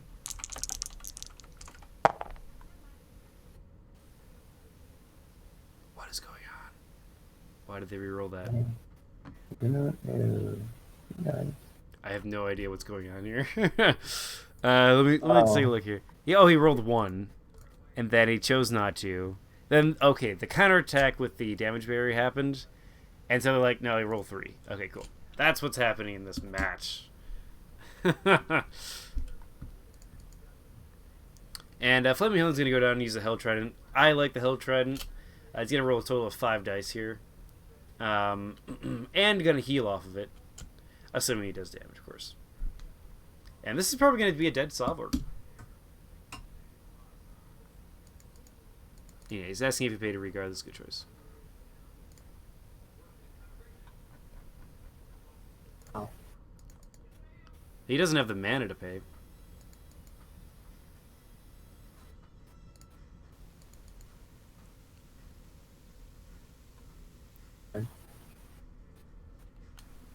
No, from the chat, there should be no reroll. The reroll happened because he has 3 dice, and he only rolled 1, so they just rerolled the whole thing. The 3 dice happened also from Circle of Fire. It just happened automatically, so you just got to switch those 2 things. Slavborg is going to take another 2 burns, and he took damage. He's at 2 life left. He's probably going to die during upkeep, I'd say. It's one of his big hitters, too. Man, I don't know if I've ever seen a Demonic Reward heal this much. It's really nice here. And Tareki's going to double move. I don't know if he should have double moved. Well, I guess yeah. I think he should have just attacked the Firebrand Imp. Firebrand Imp's just like, I'll kill your mage. And also he's going to heal. It. Oh, but he only rolled 2. It's 3. Should be 3. Done 3. No, I'm sorry. It's not 3. It's 2. My bad. He didn't do any damage. Right. Oh, he didn't do any damage. It's so unfortunate, man. I mean, it was 2 dice against 2 armor, so, you know. In the post-analysis, if Farkas does win, I think we're going to find one of the biggest reasons why there was contributing to that was the fact that his big blood demon was never really in the battle where the mage was. Yeah, that's a good point, actually. Yeah, looks like he's going to move 1 in guard. Okay. So, Slavborg's probably going to die here. So I don't know if I necessarily agree with him only moving 1. Maybe he's trying to have his mage retreat or something like that. But it being Keejchen's initiative next round, that's a really important thing. It means he probably has a better survival rate now because he's not going to have to worry about necessarily the mage in the face. He can probably move over to the right one and then just Flame Blast Susuriko to death. It's 6 dice against a 5 life creature. Probably going to kill it. Be in there. Who's on? Let's see. Okay, so it's upkeep now. Beastmaster is going to take 2 damage. 1 from each. Slavborg does die from the burns. And Keejchen's going to go back down to 27 out of 33 life. That's... Man. He's hanging on. Yeah, he's hanging on, man. I mean, Slavborg and the wolf being out, it's not looking good for Farkas creature-wise. Stretched for the win, and he lost some quality creatures along the way. Let's see. Jewel Scarab is going to activate. And if I were Farkas, I'd start healing. Honestly, I don't know if he needs necessarily that much mana. I mean, it's useful, don't get me wrong. But, like, healing your life here, I don't like being at 10, man. 10 damage is scary. At 27. Yeah, Keejchen, he's at 27. I'd be terrified, man. Like, it's literally over any round. Right. Been playing pretty stellar to not die here. Yeah. So his first quick cast, does he put on some more armor? Does he teleport? What do you think? Teleport? If he teleports 2, he's safe. Quote, unquote. It also lets his blood demon get in the way. Or, like, yeah, get in the way, but, like, be able to damage things, I guess. What do you teleport? What do you do with this blood demon? It needs to attack something and get some health back. Yeah. Um, He's only got 5 up defense creatures to attack. Wait till the mage gets in range. Yeah, that would be a good choice, actually. Keejchen has 9 mana, so going after his crystals has really allowed Farkas to keep the pressure on because he's limited his options. That's fair, actually. I mean, I was kind of thinking that A the bad crystals... idea, but he was playing a longer game in the middle of a short game. Yeah. Yeah, and that's a really interesting style that we're seeing out of Farkas that I don't think I see a lot out of players. Those things alone. Yeah. And those Keejchen, creatures that yeah, they might have not really gotten much more damage on the mage at the time. So I could see that. Yeah, Keejchen looks like he's taking his time trying to figure this out. Which again, this is man, he's been on death's door for so long. this flaming creature here hasn't died. the flaming Creatures hellion or the because of this creature. Yeah. He should have killed this earlier. Yep. This firebrand dip is also doing work, man. But yeah, no, you're right. I mean, the flaming hellion has been consistently killing things. Now it's 3 away from dying instead of 1. Yep. Which that's not a little creature anymore. That's your mage hitting. All right, we're gonna see another Sanguine Hunter go out. What is he? He's gonna put damage on the Scourger. No, it's something that's close to dying. You know, the Scourger was an interesting choice, and the reason why is because if he has that vampiric, minor one for the Scourger, that can let him heal up pretty quick. That being said, it looks like Keejchen's going to choose to teleport himself too. You called that, and now he's out of range of everything. 2 more hit points of healing plus the Blood Demon's demonic link, perhaps. Yep. And some healing could happen for the Hellion. Granted, the Hellion's probably going to die here. But it looks like the Warlock's just like, I'm getting out, man. Right. So what that means is Mage can't hit him with a range 2 attack spell by moving 1. So... Yep. And that's important. Yeah, he's going to take an asp to the face. You know, it's going to be 3 dice, but, like, it's still not as bad as what it could have been. And then, of course, if he does, he gets a counterattack and a damage barrier and all sorts of other things. I think a move 2 and some protection of some kind would have been better. A teleport 2? Yeah, the teleport and then some protection thing rather than moving 1. Ah, okay, I can see that.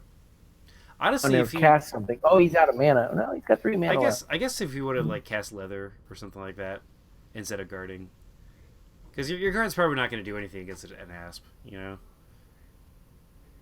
But with the mask, if he does, then he heals 1. That's true. Yeah, no, that's true too. Yeah, the mask is really nice against these pets. And Farkas is trying to think what he's going to do. Looks like he's going to move 1.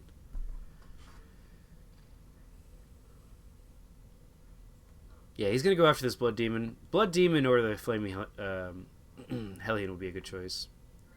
Oh, very good choice. Jetstream. We've seen Jetstreams out of both players this game. Nice. Gets 2 dice, and he does get the push. Gets 2 damage. This is going to be 3 dice. This could actually kill him. Oh, this is dangerous, man. Okay, let's see what happens here. And it does kill him. Okay, that's a dead Blood Demon. Wow. Nice. That prevents a point of healing from that demonic link, too. It looks like it was a Rhino Hide. He reveals a Rhino Hide. Is he dead? No good. Yeah, no? Still, he did crit. 2 crit. Yeah. Brutal, man. Farkas. That was a great hit for him.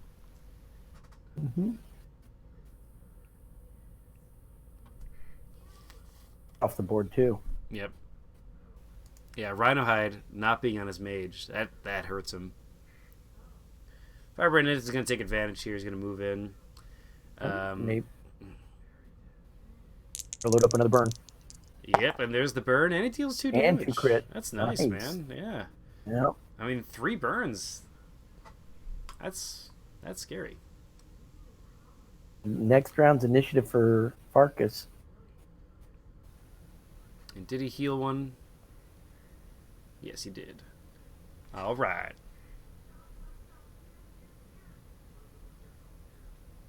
Does Saruko go in here and just try to kill off some of this creatures? Yeah, I mean, Sasuruko should probably just kill the imp.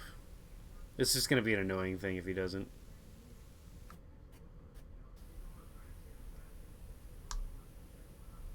Rocky. All right. Now, what's going to move these do? creatures? He's going to try to get them into. Yeah. I mean, if he can get him in range, blast one of them. Yeah. Yep. I guess Keejchen could have more walls, but we'll have to wait and see about that. Yes, not at this point, because there was time when he could have used it. That's fair. All right, Infinity Scourge is going to come in. He is attacking Burning Creature. That is going to help me unless he rolls 0 damage, which he just did. The end. Wow. That was unfortunate. Yep. That's fine. I mean, if he gets attacked, he has Counter-Strike, so... You know, it happens. Fairy going to sit here and try to kill off this pentagram now at one point. Fairy zapping it? That'd be great, man. Ruko's going to move, what? Should move 2. So he could. I mean, he's elusive. I would move him 2 as well. Man, no, he just moved 1 in guard. I don't know if he remembers he's elusive or not. Because he's a pest. Like, there's no reason to... Right. Exactly. Yeah, I think he might have forgotten. Or he just wanted to move I would 1. have put it in range. Yeah. Yeah. Helen's going to move 1 in guard. That's... Yep. I mean, he could have gone with the fairy, but I can see why he wanted to do that.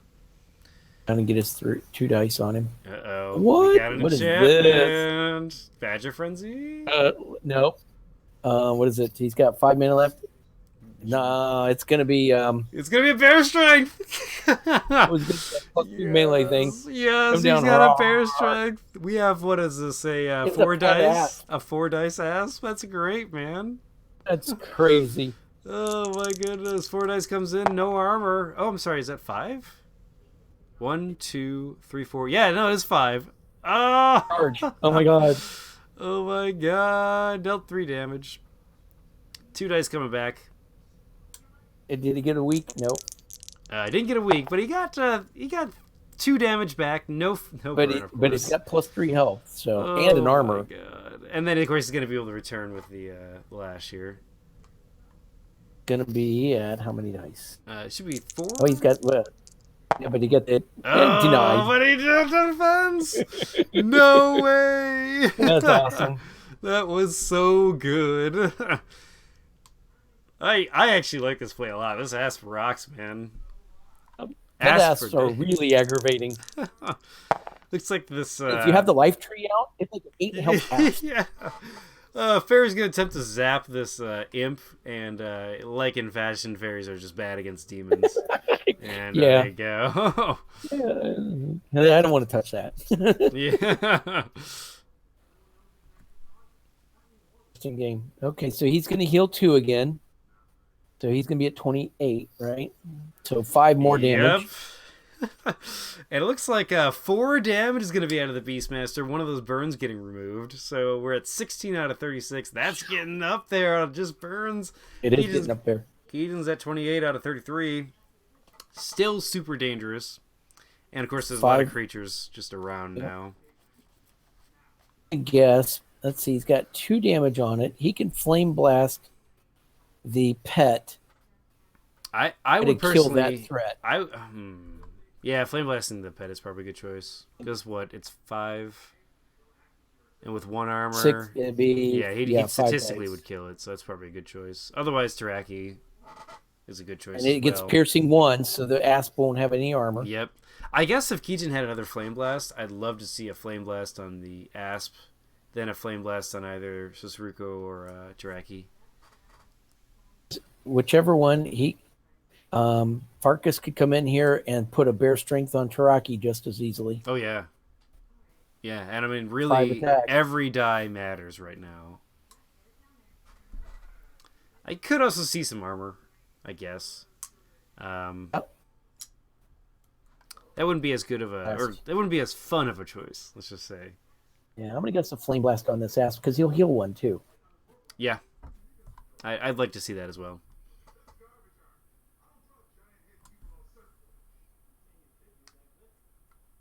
And the only reason why I think the demonic reward works is because you can choose to place the burn before you have the demonic reward because you get to choose the order. That's the only reason why I think you can heal while burning at the same time. I have to look at the steps in the book. Yeah, I'm not damage and effects. It's the damage and effects, so it might be damage first, then effects. Yeah, that's fair too. It says, let's see. Yeah, I mean, it doesn't happen necessarily after the attacks and damages the enemy creature, so technically you don't actually know when this triggers, too, by the way. Because technically it doesn't actually say when this ability triggers. It just says if a friendly demon attacks and damages an enemy creature with burn. So is it after all the damage steps that this triggers? Is it during the damage I would guess that the effect of an attack 7+ taint. So damage is applied first and then effects. That would be how generally you look at it. I mean, there's also some weird examples, but yeah. Thematically, some effects make sense if they're only applied after as part of a damage. Like you take the damage. Yeah, in right. order to get this. So. That's why it's sort of weird when they don't specify, like in demonic reward.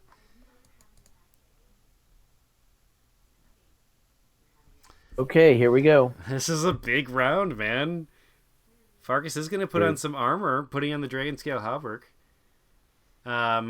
So he's planning on kind of standing his ground from the looks of it. Didn't Flame Blast.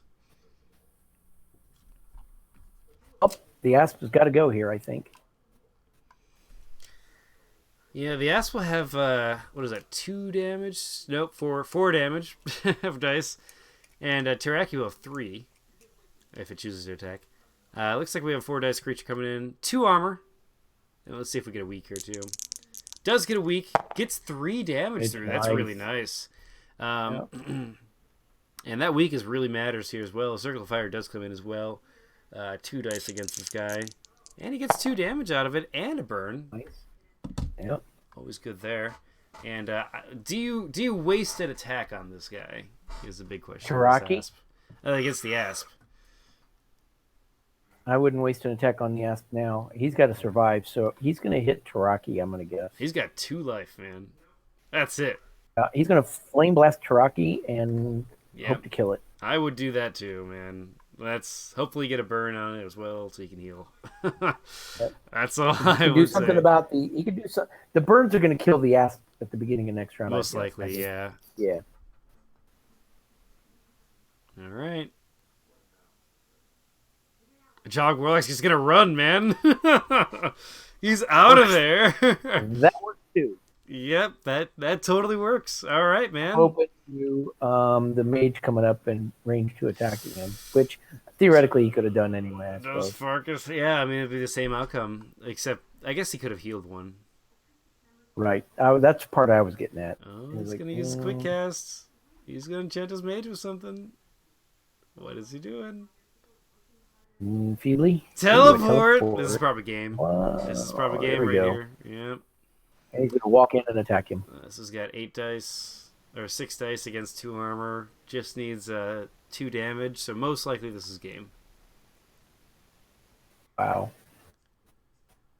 All right, here we go. And that's game. Good game. Good game.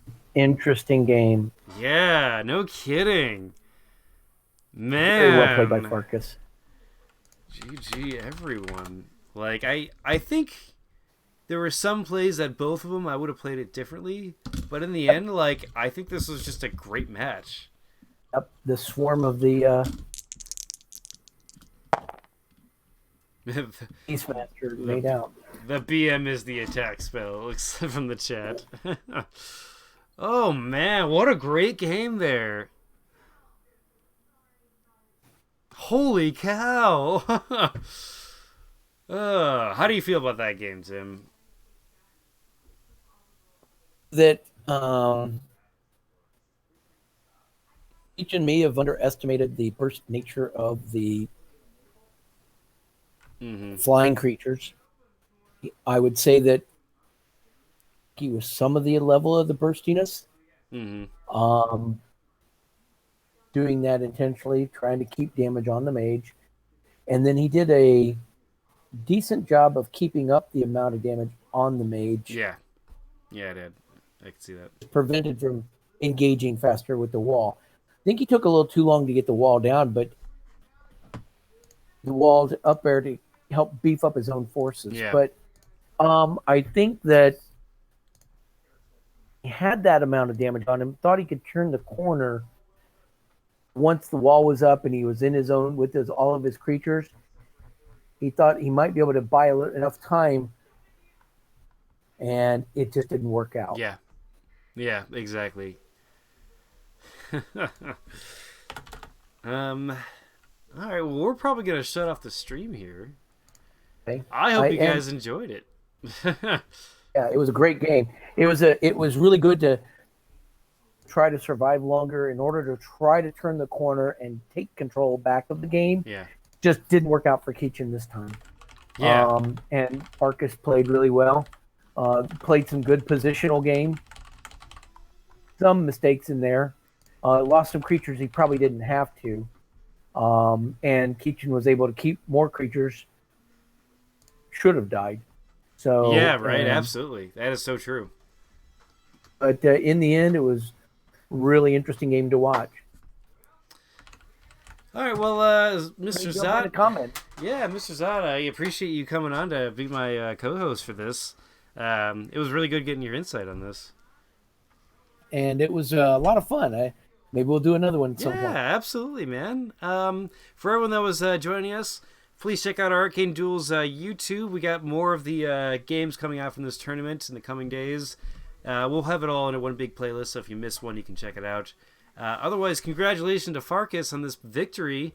Both players are not out. Definitely Keejchen because he lost. Why would Farkas be out? That'd be weird. But this is a round robin, so if Keejchen still has 3 other matches, if he wins all 3 of those, there's a good chance that he could advance to the next stage. Good luck to all the competitors in the event, and we'll have a lot of fun and a lot of great matches and good competition.